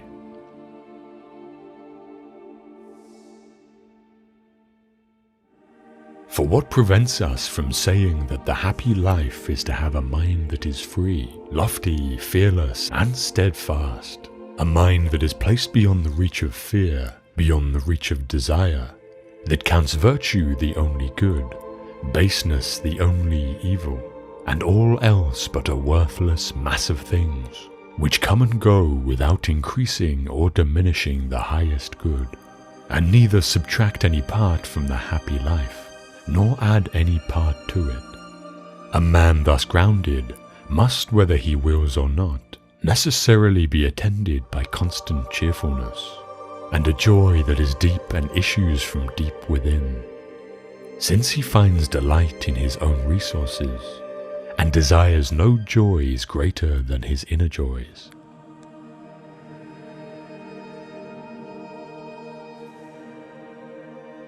My advice is really this: what we hear the philosophers saying, and what we find in their writing, should be applied in our pursuit of the happy life.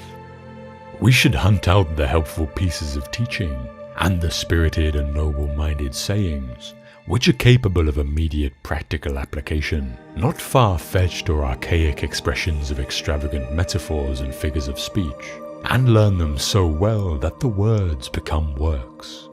No one, to my mind, lets humanity down quite so much as those who study philosophy as if it were a sort of commercial skill, and then proceed to live in quite a different manner from the way they tell other people to live.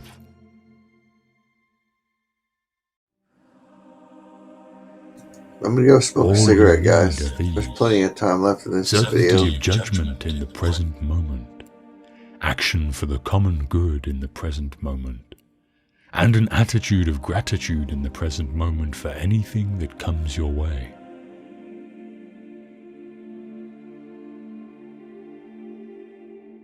Do not spoil what you have by desiring what you have not. Remember that what you have now was once among the things that you only hoped for.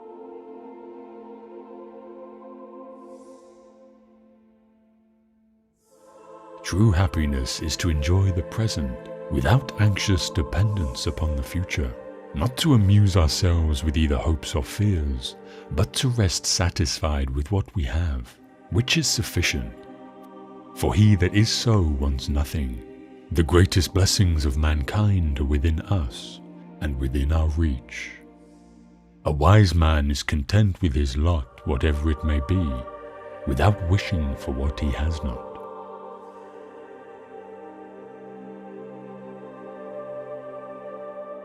Pass through this brief patch of time in harmony with nature, and come to your final resting place gratefully, just as a ripened olive might drop, praising the earth that nourished it, and grateful to the tree that gave it growth.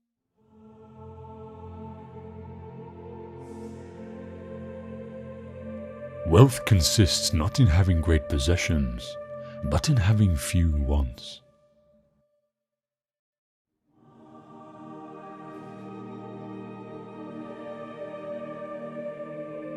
Gratitude is not only the greatest of virtues, but the parent of all others.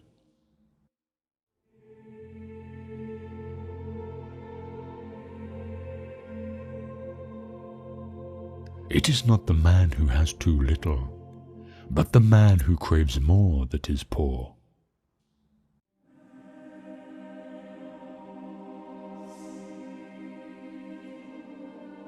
If you admit to having derived great pleasures, your duty is not to complain about what has been taken away, but to be thankful for what you have been given.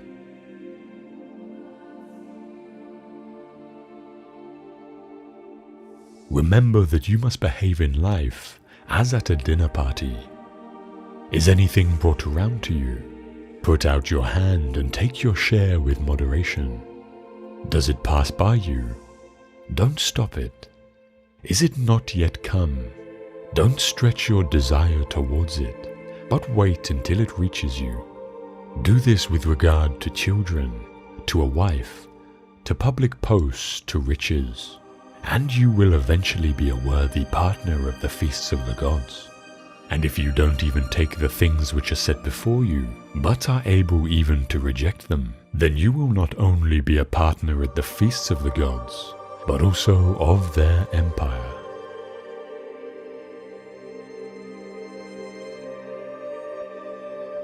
He is a wise man who does not grieve for the things which he has not, but rejoices for those which he has.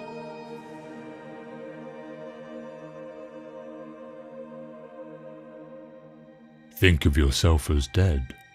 You have lived your life. Now take what's left and live it properly.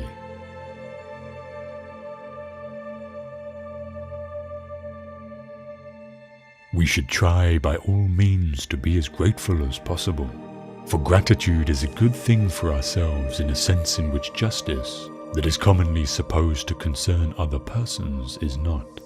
Gratitude returns in large measure unto itself. There is not a man who, when he has benefited his neighbor, has not benefited himself.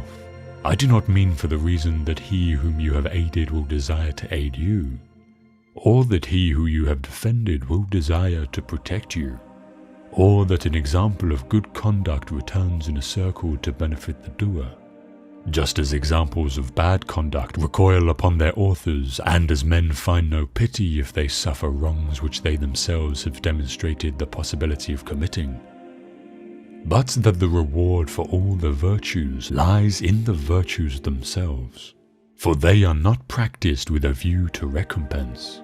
The wages of a good deed is to have it done.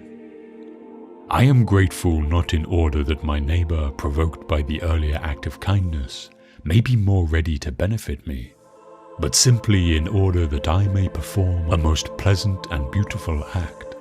I feel grateful not because it profits me, but because it pleases me.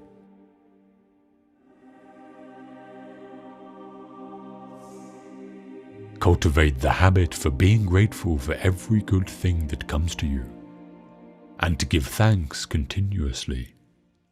And because all things have contributed to your advancement, you should include all things in your gratitude.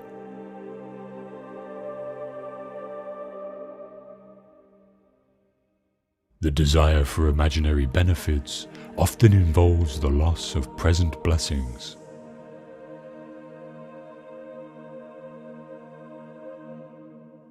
When you arise in the morning, think of what a privilege it is to be alive, to think, to enjoy, to love.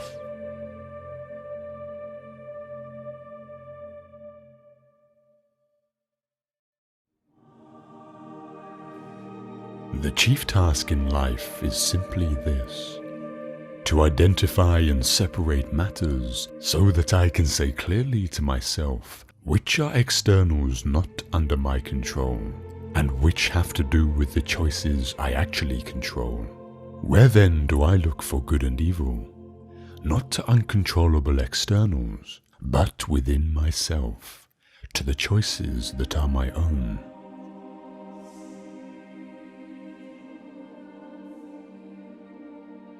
When we are no longer able to change a situation, we are challenged to change ourselves.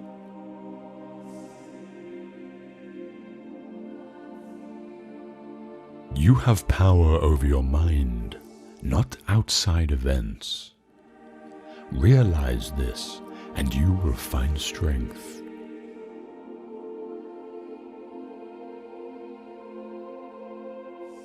Everything can be taken from a man but one thing, the last of the human freedoms, to choose one's attitude in any given set of circumstances, to choose one's own way.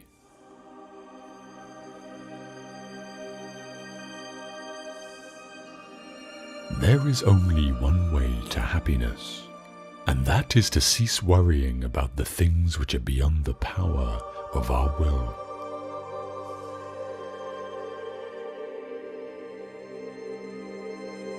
Some things are within our power, while others are not. Within our power are opinion, motivation, desire, aversion, and, in a word, whatever is of our own doing. Not within our power are our body, our property, reputation, office, and, in a word, whatever is not of our own doing.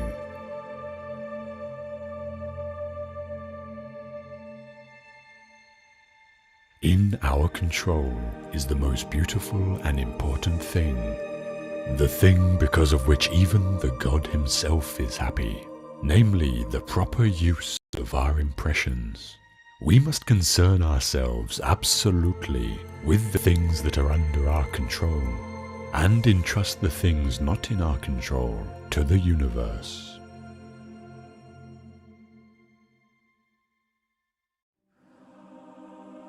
If you want your children and wife and friends to live forever, you are a fool, because you're wanting things that aren't within your power to be within your power, and the things that aren't your own to be your own.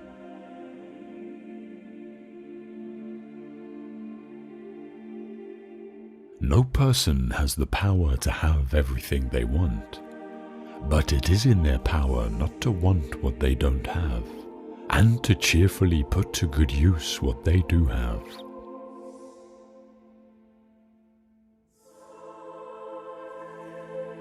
The content of your character is your choice. Day by day, what you choose, what you think, and what you do is what you become.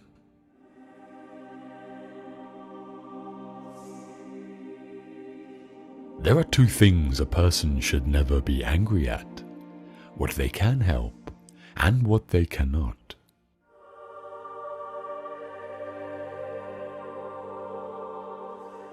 Make the best use of what is in your power, and take the rest as it happens.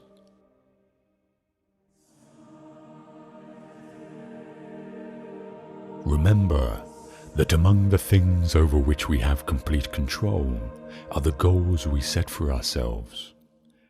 I think that when a Stoic concerns himself with things over which he has some but not complete control, such as winning a tennis match, he will be very careful about the goals he sets for himself.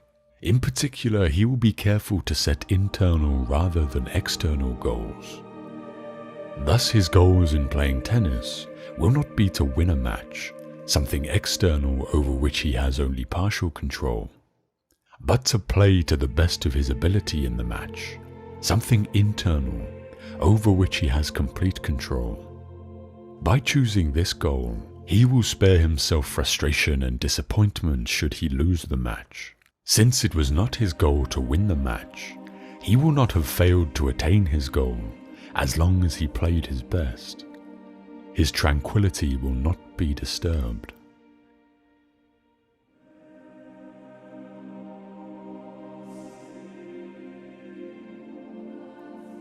Stoics would recommend, for example, that I not concern myself with whether my wife loves me, even though this is something over which I have some but not complete control. But when I do concern myself with this, my goal should not be the external goal of making her love me. No matter how hard I try, I could fail to achieve this goal, and would as a result be quite upset. Instead, my goal should be an internal goal, to behave to the best of my ability in a lovable manner. Similarly, my goal with respect to my boss should be to do my job to the best of my ability. These are goals I can achieve no matter how my wife and my boss subsequently react to my efforts. By internalizing goals in his daily life, the Stoic is able to preserve his tranquility while dealing with things over which he has only partial control.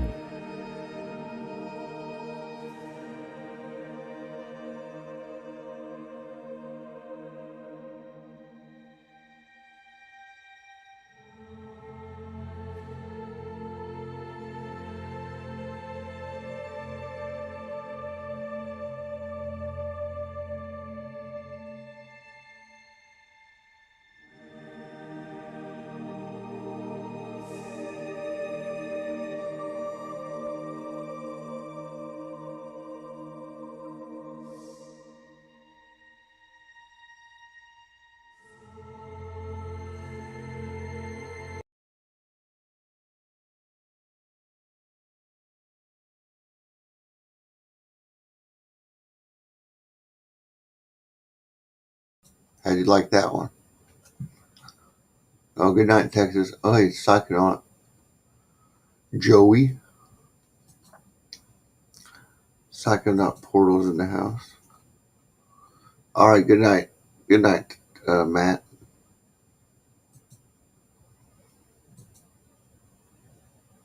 Good night, Matt.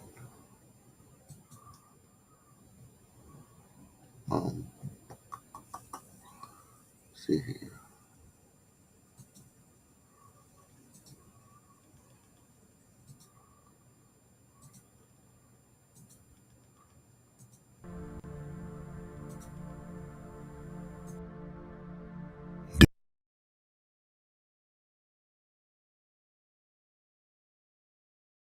Defeat.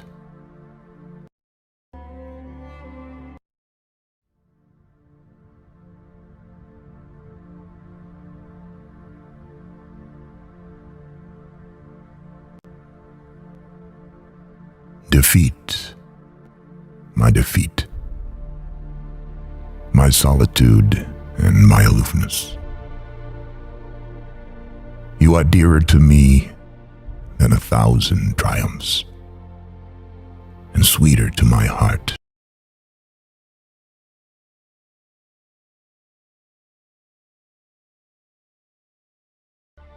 my self-knowledge and my defiance. Through you I know that I am yet young and swift of foot, and not to be trapped by withering laurels. And in you, I I have found aloneness, and the joy of being shunned and scorned. Defeat, my defeat, my shining sword and shield. In your eyes I have read that to be enthroned is to be enslaved, and to be understood is to be leveled down, and to be grasped is but to reach one's fullness, and like a ripe fruit to fall and be consumed. Defeat, my bold companion, you shall hear my songs and my cries and my silences. And none but you shall speak to me of the beating of wings and urging of seas, and of mountains that burn in the night. And you alone shall climb my steep and rocky soul. Defeat, my deathless courage. You and I shall laugh together with the storm, and together we shall dig graves for all that die in us, and we shall stand in the sun with a will, and we shall be dangerous.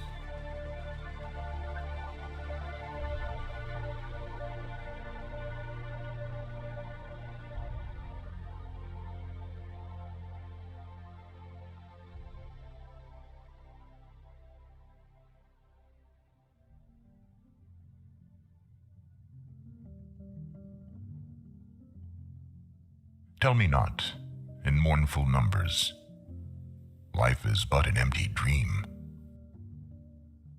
For the soul is dead that slumbers, and things are not what they seem. Life is real, life is earnest, and the grave is not its goal. Dust thou art, to dust returnest, was not spoken of the soul. Not enjoyment and not sorrow is our destined end of way, but to act that each tomorrow finds us farther than today. Art is long and time is fleeting, and our hearts, though stout and brave, still like muffled drums are beating funeral marches to the grave. In the world's broad field of battle, in the bivouac of life, be not like dumb, driven cattle. Be a hero in the strife. Trust no future, however pleasant. Let the dead past bury its dead. Act in the living present, heart within, and God overhead.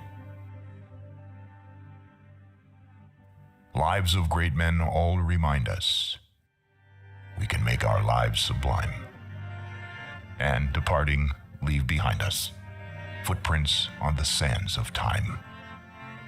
Footprints that perhaps another, sailing o'er life's solemn main, a forlorn and shipwrecked brother, seeing, shall take heart again.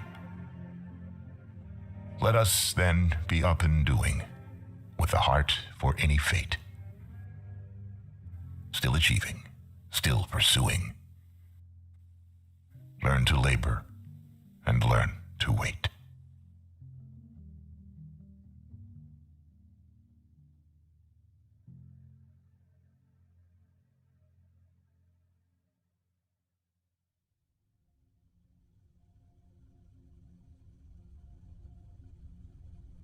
If you can keep your head when all about you are losing theirs and blaming it on you,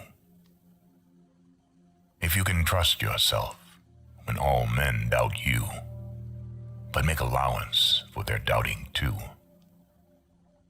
if you can wait and not be tired by waiting, or being lied about, don't deal in lies, or being hated, don't give way to hating, and yet don't look too good, nor talk too wise. If you can dream, and not make dreams your master, If you can think and not make thoughts your aim. If you can meet with triumph and disaster and treat those two impostors just the same. If you can bear to hear the truth you've spoken, twisted by knaves to make a trap for fools. Or watch the things you gave your life to, broken, and stoop and build them up with worn-out tools. If you can make one heap of all your winnings and risk it on one turn of pitch and toss, and lose, and start again at your beginnings, and never breathe a word about your loss. If you can force your heart and nerve and sinew to serve your turn long after they are gone, and so hold on when there is nothing in you except the will which says to them, hold on.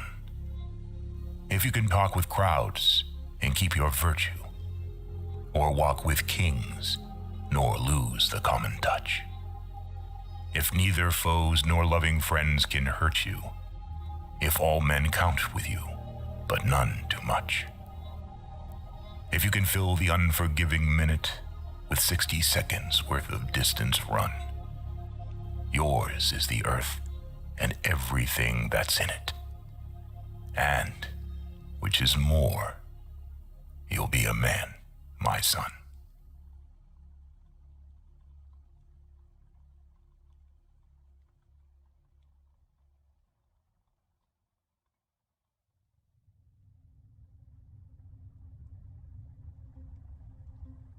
Out of the night that covers me, black is the pit from pole to pole. I thank whatever gods may be for my unconquerable soul. In the fell clutch of circumstance, I have not winced nor cried aloud. Under the bludgeonings of chance, my head is bloody, but unbowed. Beyond this place of wrath and tears looms but the horror of the shade, and yet the menace of the years finds and shall find me unafraid.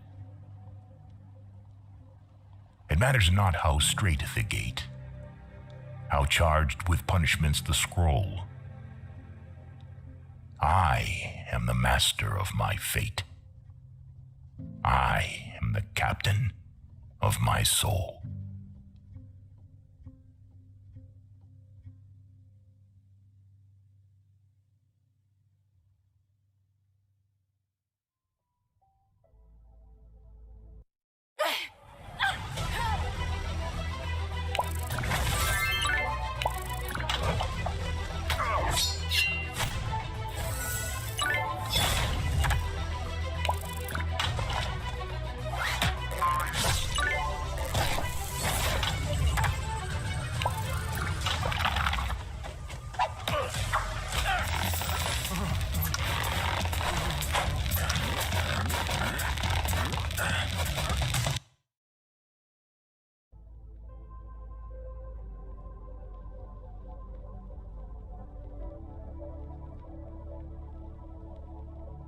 Go placidly amid the noise and the haste, and remember what peace there may be in silence.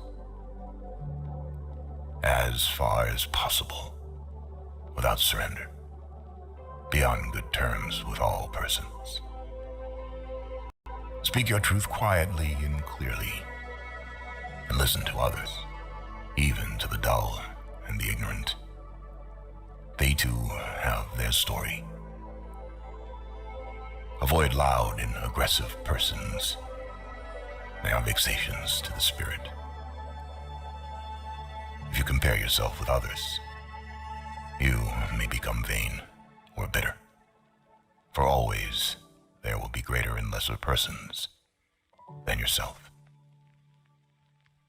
Enjoy your achievements as well as your plans. Keep interested in your own career, however humble. It is a real possession in the changing fortunes of time. Exercise caution in your business affairs, for the world is full of trickery. But let this not blind you to what virtue there is. Many persons strive for high ideals, and everywhere life is full of heroism. Be yourself, especially do not feign affection. Neither be cynical about love, for in the face of all aridity and disenchantment, it is as perennial as the grass. Take kindly the counsel of the years, gracefully surrendering the things of youth. Nurture strength of spirit to shield you in sudden misfortune, but do not distress yourself with dark imaginings. Many fears are born of fatigue and loneliness. Beyond a wholesome discipline, be gentle with yourself. You are a child of the universe, no less than the trees and the stars. You have a right to be here. And whether or not it is clear to you, no doubt the universe is unfolding as it should. Therefore, be at peace with God, whatever you conceive him to be. And whatever your labors and aspirations in the noisy confusion of life, keep peace in your soul. With all its sham, drudgery, and broken dreams, it is still a beautiful world. Be cheerful. Strive to be happy.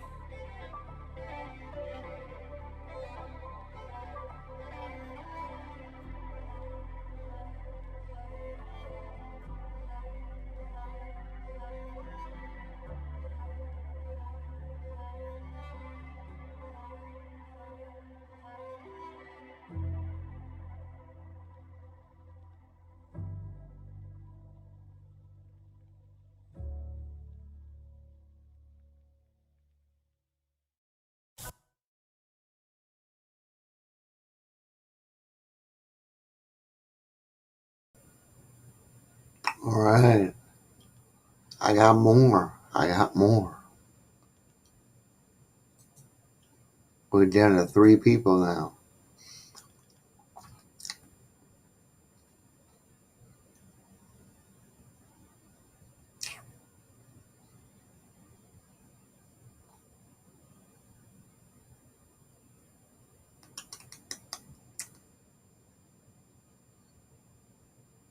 Let's see here. Well, I think I'm gonna call the stream. That's about all the quotes and stuff. I got The Art of War by Sun Tzu. I think I'll save that for tomorrow morning or something. I was just messing around with this drug bank and looking at this. I showed you that molecule similar and everything. Let me just show you one more time that whatever the hell's going on here.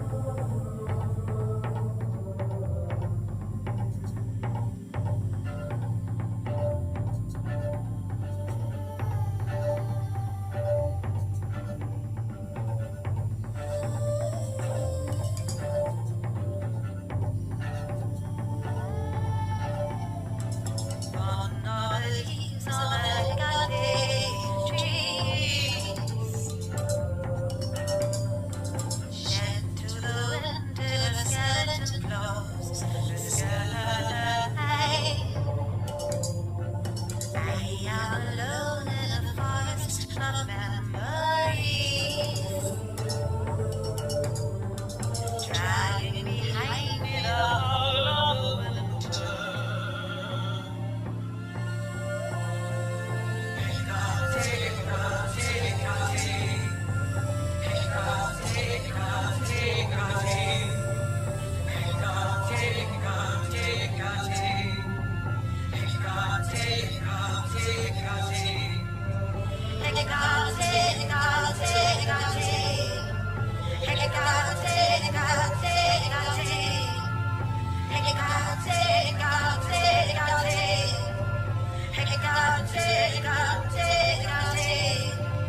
Gone are the leaves on the Hecate trees, shed to the wind till the skeleton glows. The sun I am alone in a forest of memories, dragging behind me the whole of the winter.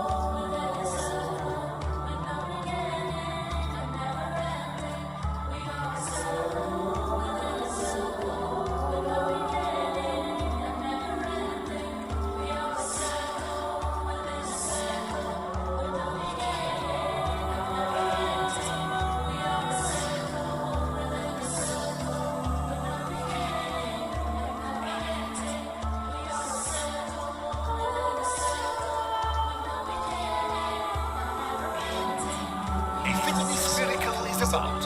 When your workout's a joy, it's a joy to work out. The original Peloton bike is our best price ever, $39 a month. Or access membership separate. Terms apply. See website for details.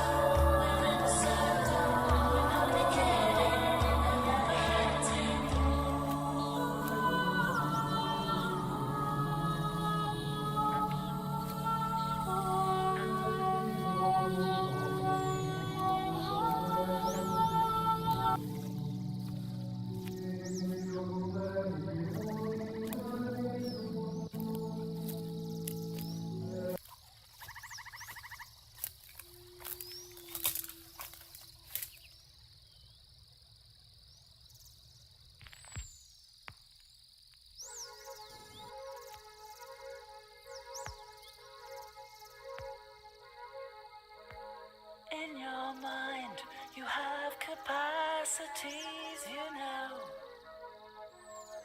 to telepath messages through the vast unknown. Please close your eyes and concentrate with every thought you think upon the recitation we're about to sing. Calling occupants of interplanetary craft. Calling occupants of interplanetary most extraordinary craft. Calling occupants of interplanetary craft. Calling occupants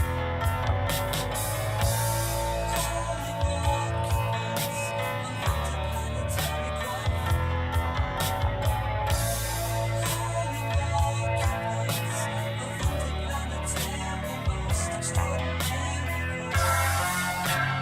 You've been observed now. We'd like to make a contact with you.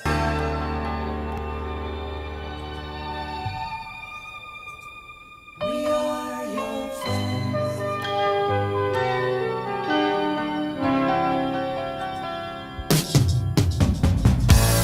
Calling occupants of interplanetary craft.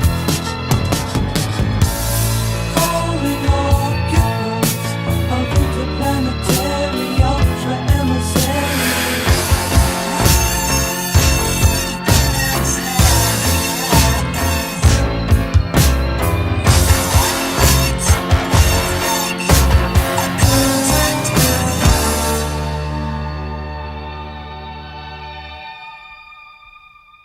We are your friends.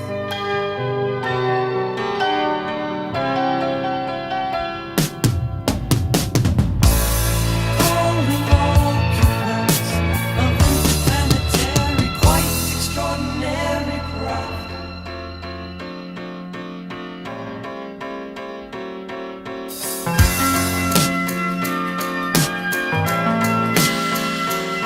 And please come in peace, we beseech you. Only a landing would teach them. Our Earth may never survive, so do come, we beg.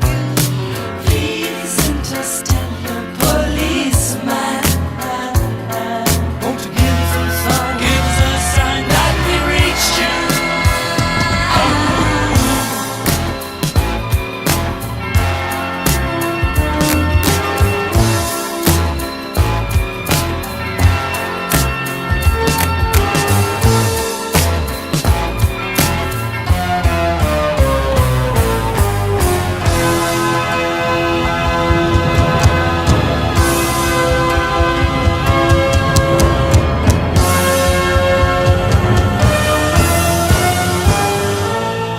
With your mind, you have ability to form and transmit thought energy far beyond the norm. You close your eyes, you concentrate. Together, that's the way to send the message. We declare World Contact Day.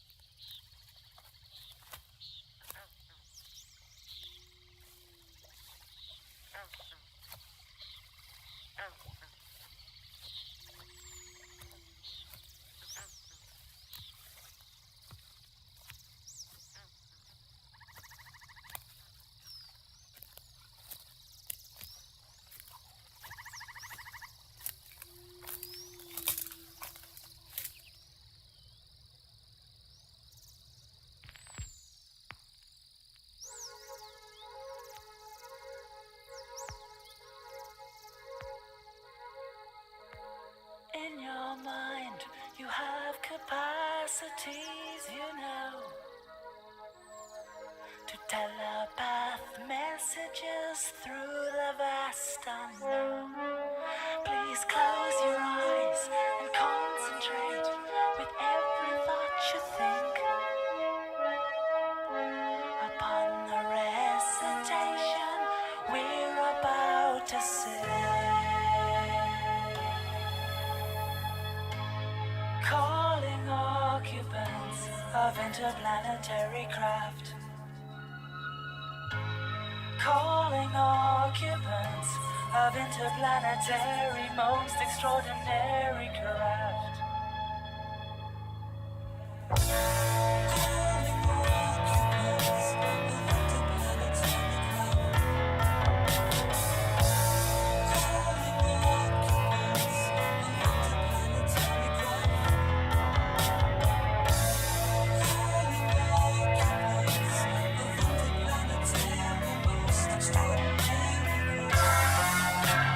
You've been observing our Earth, and we'd like to make a contact with you.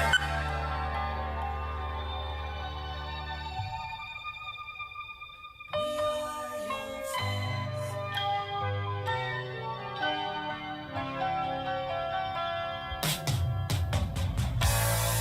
Calling occupants of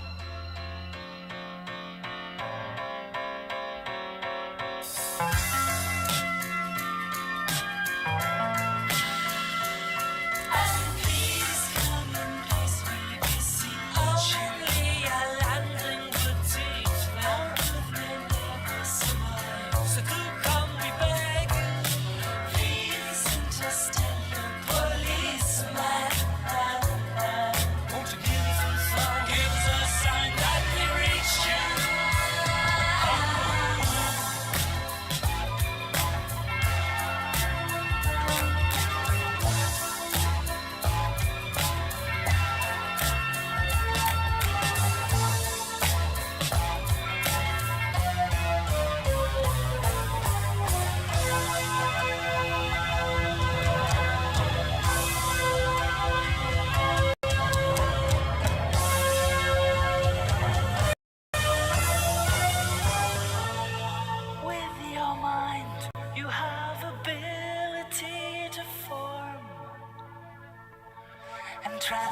We got like 3 or 4 strato tankers on the southern, like they're watching the Gulf. And we got fighters up. We got a bunch of fighters up. If there's 3 or 4 strato tankers flying around, guys.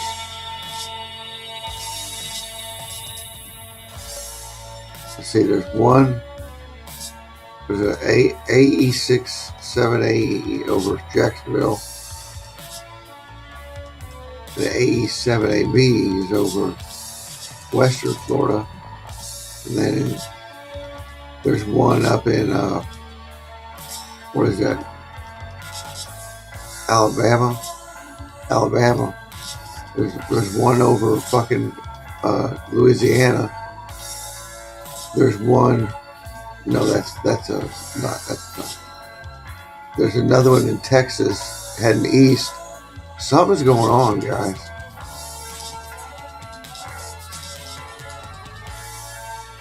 Like there's have that much fucking fuel up in the air, and there's been helicopters all over the place for the past 3 or 4 or 5 days.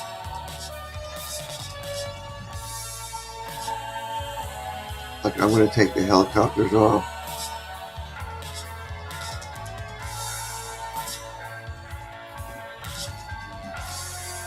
Weight category. Heavy.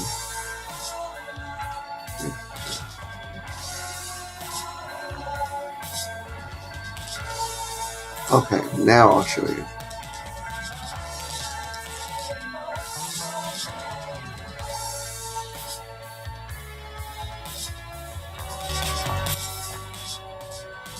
I will show you now.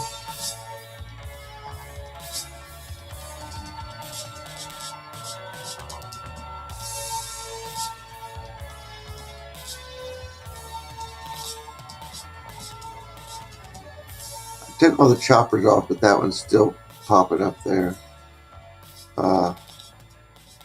That's a Lockheed KC Hercules over San Diego. Nothing, no really activity up to our north. Fitness miracle is about. When your workouts are joy, it's a joy to work out. But look at these fucking 1, 2, 3. That's out of Nigeria, but that's a KC-135. Oh, that's a Strato tanker too. Safran Airlines, Iran. What? A Boeing RC-135 that out of Iran. What the fuck? Galena Air Service. What the fuck is that?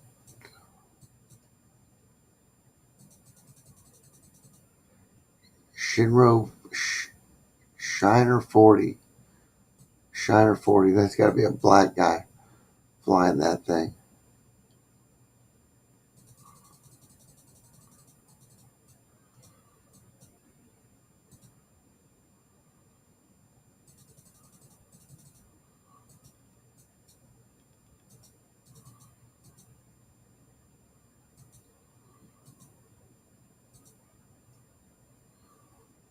He must have. Did he just take off or something?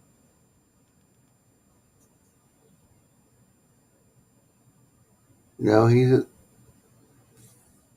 31,000 feet. This guy's at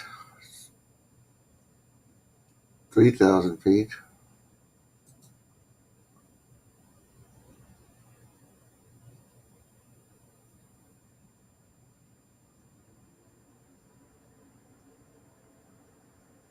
Safran Airlines, Iran. Yeah. Why?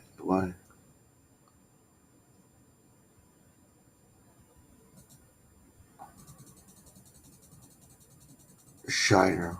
Yeah. Fucking pilots. Let's see if there's anything going on with you.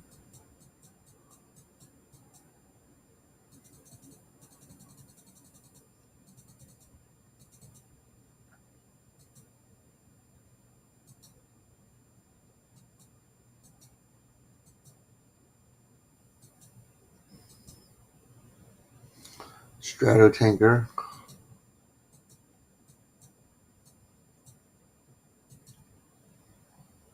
Hercules.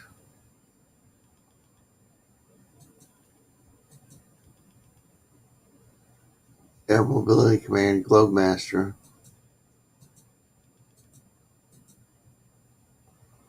Fucking where are they over?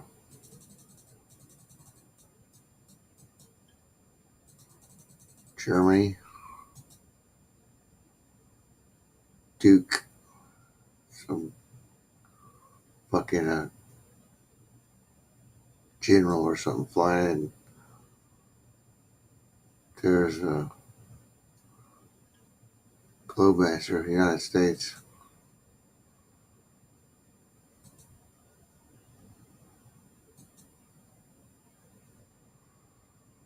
Great. 86. Another Globemaster down here, right there.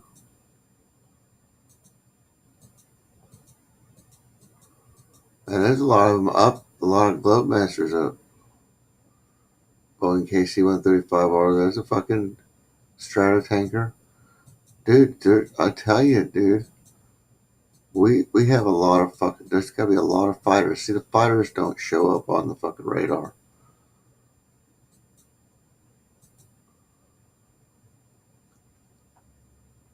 Solutions Air Charter KC-135R. That's a refueler. Over the fucking sea there. Let's go check it.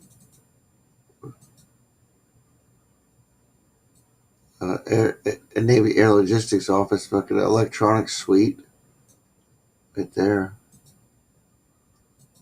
Right here.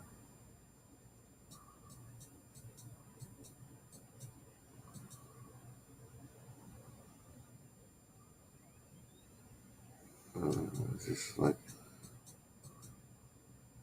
people on that plane.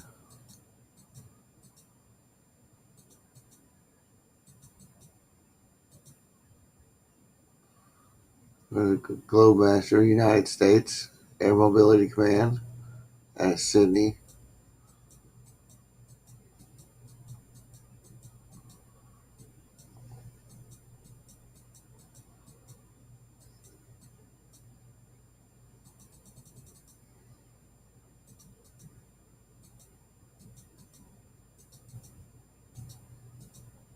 Surprised there's nothing up. Russian.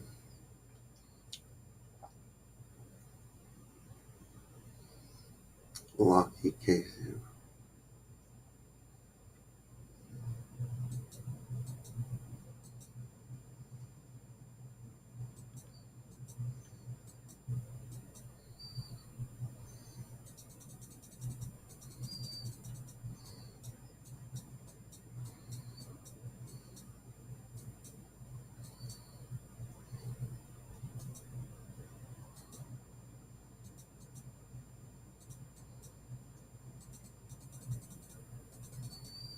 I still don't understand why all these fucking. There's our Globemaster.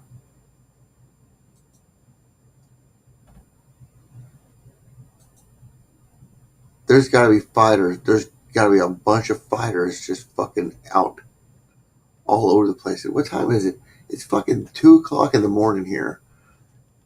And I am right here. That's where I'm at. Right, y'all. Something's going on, guys. There's never that many fucking up refuelers and nuclear command and control.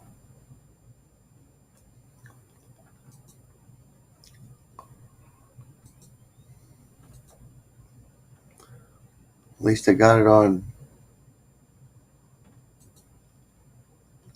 video. Now what? I have been seeing chat.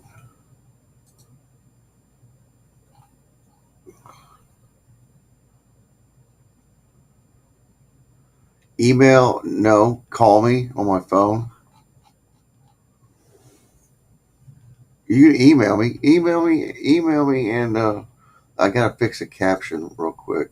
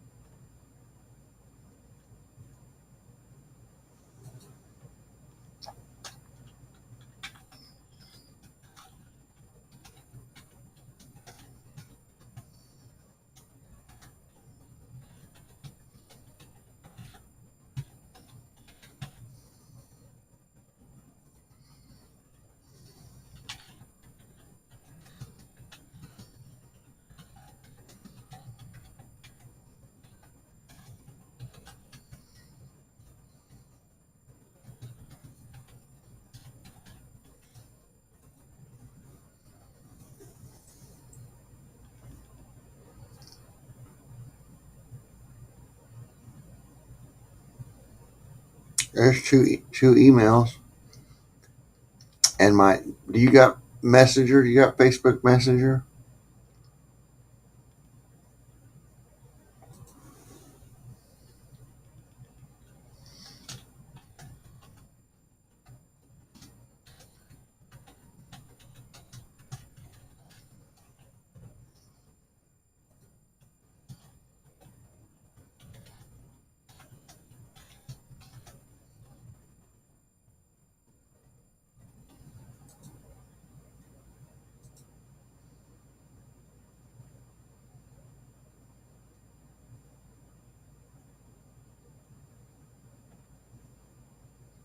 Email me and I'll give you my phone number. I'm not giving my phone number out over online anymore. I did, but then I got a few people that I talk to all the time now. So no, I can fit you in, dude. Email me, and when I check the email,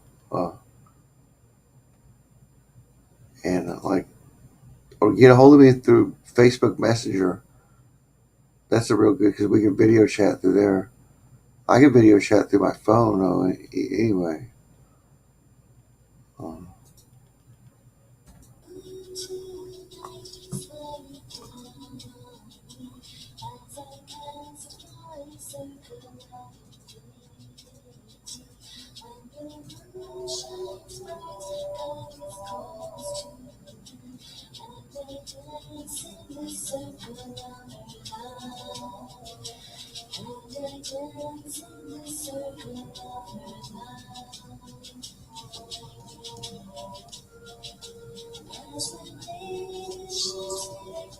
This is my main email though, right here.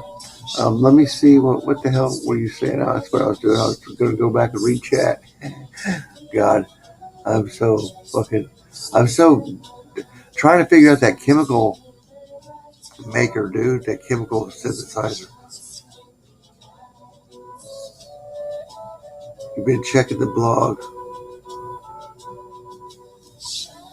Oh, send me some info for some terms of service. Oh, I'll publish it, dude.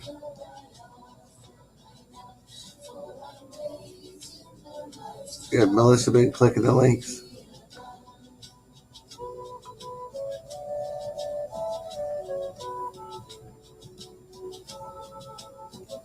Oh, symbols and it's on the level. Oh, okay.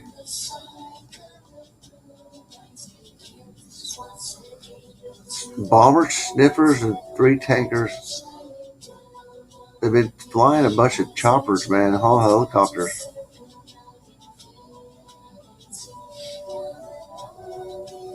Yeah, but not that many. Not because I've been keeping an eye on it every night, dude, late at night, and there hadn't been hardly anything. If there's fucking 4 strato tankers and a fucking Globemaster up.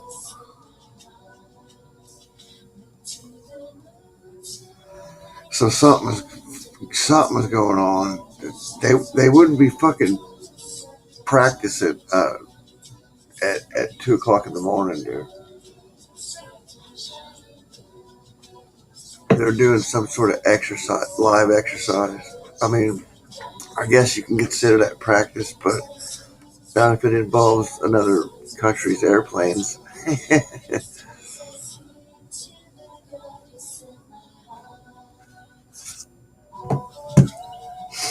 All right, I'm over 3 hours on the stream, so I'm gonna have to trim it up or something to get it to upload anywhere.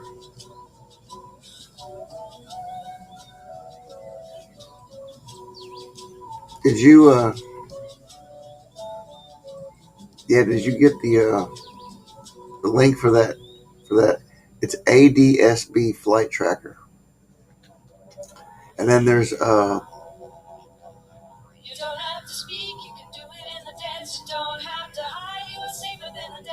I'll show you something cool.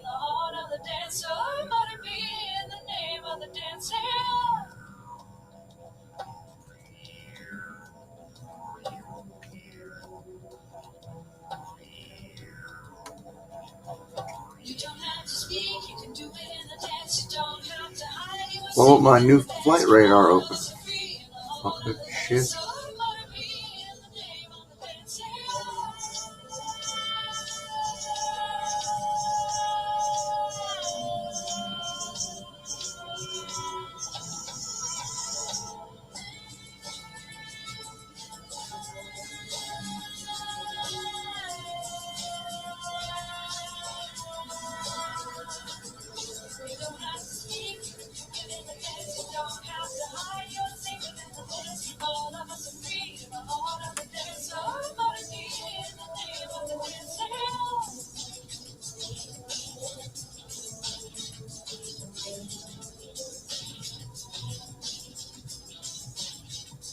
Fuck.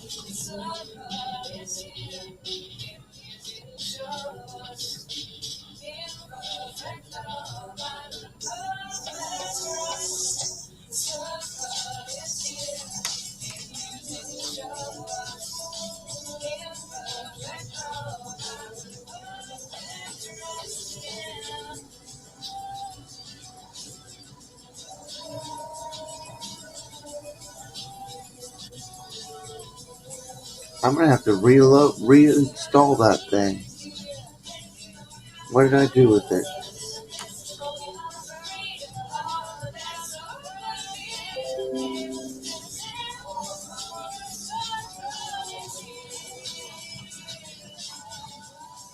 Damn. I bet I put it in.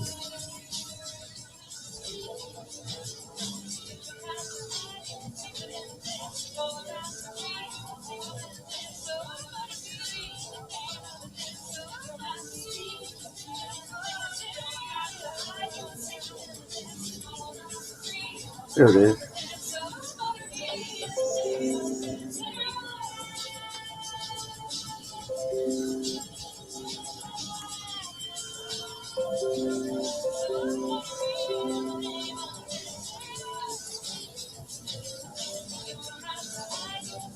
There we go.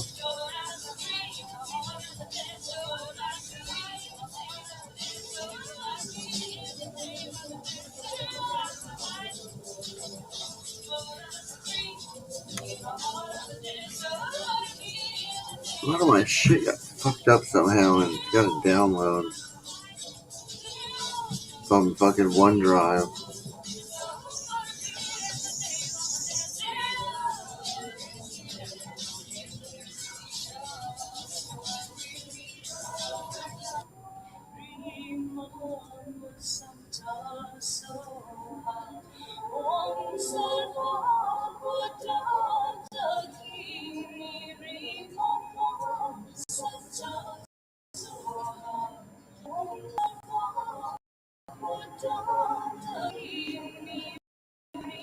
Alright, my system's fucking up.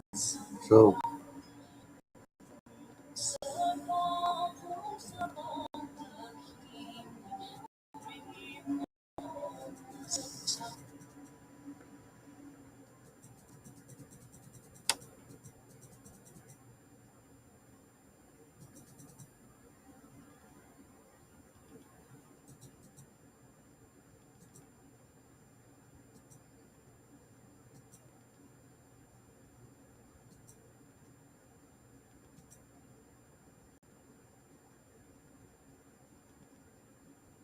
okay, that's better.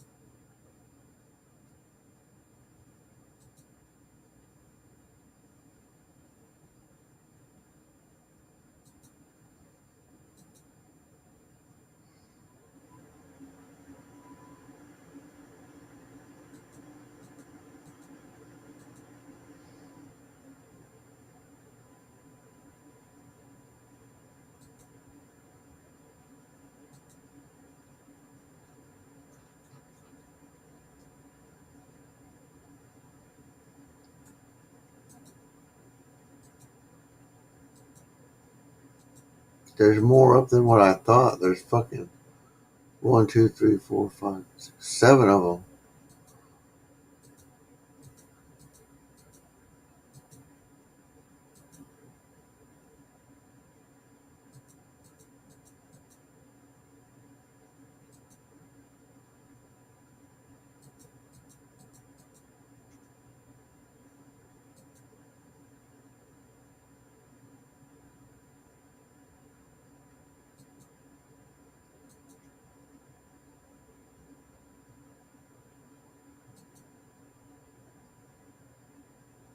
Oh shit.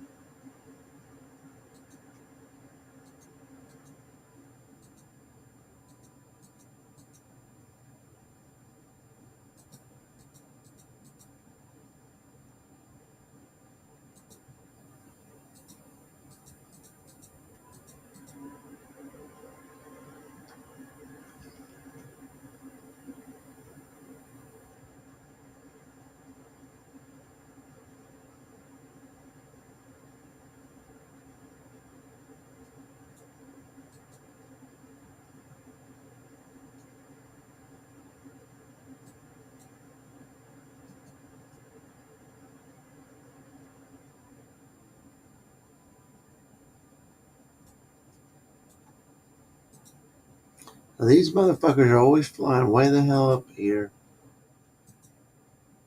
I want this.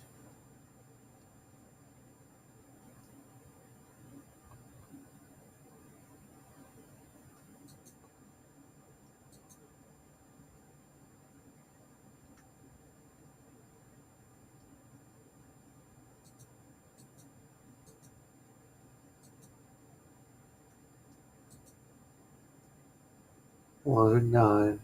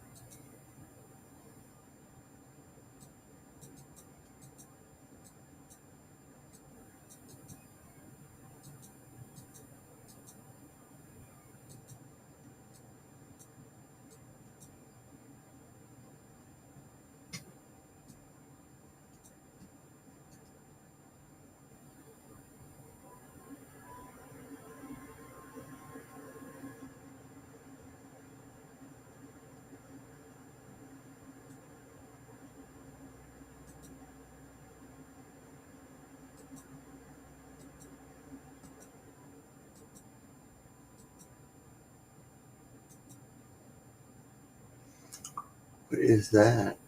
Shinro 40.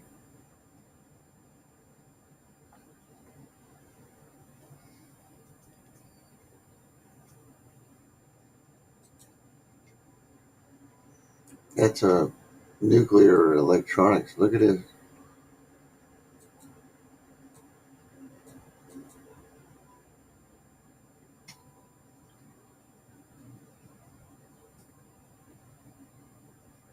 Shit, I gotta fix this map.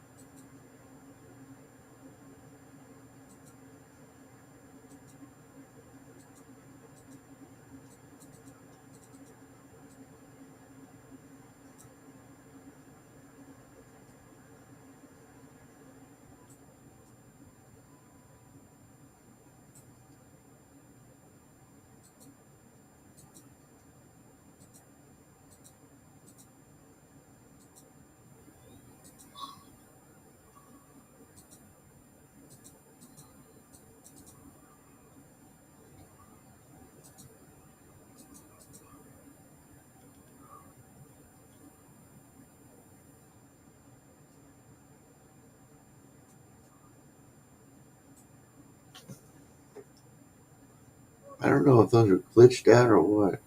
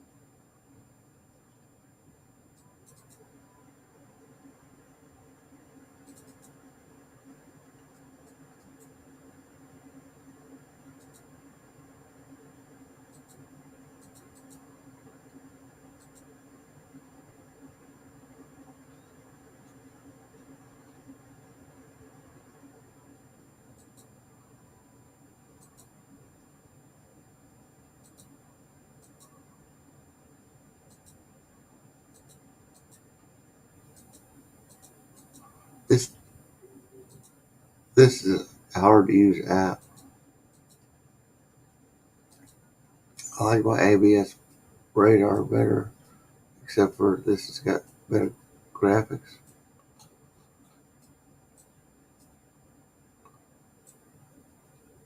I'm streaming and it's really shitty. Some of these things you can't log on to.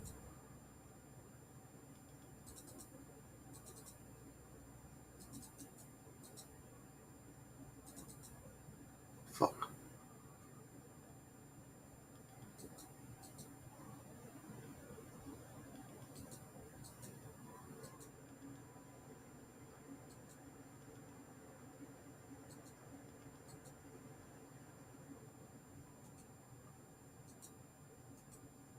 Oh, it's because I had a bunch of versions of it open. Damn. All right, it's. I'm calling it. You sent me a friend request on Facebook. Okay, let me see. Oh, 8 friend requests. Larry Farmer.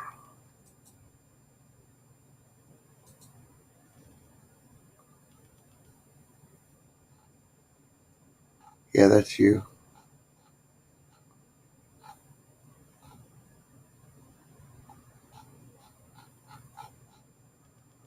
Okay, cool.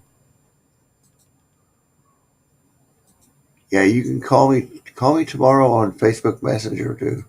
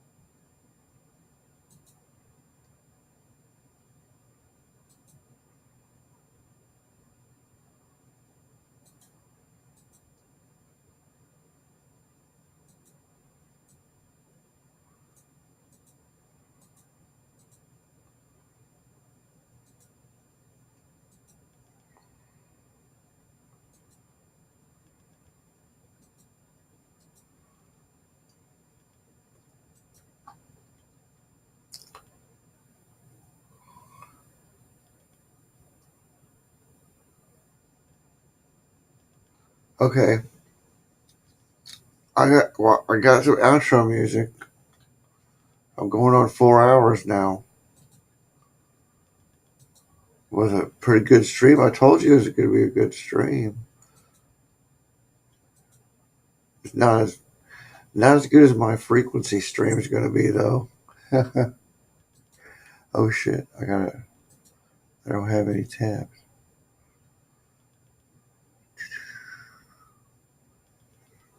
What do we do here? Okay, and then official.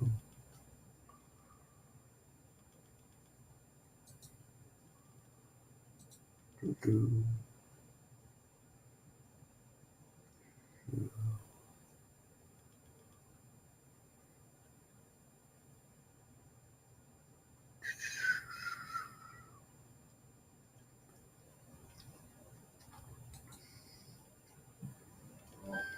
Las Chromebooks con protección antivirus interna. Para hacer clic con confianza. Fucking Sin más ads, man. They've been killing me with ads, dude.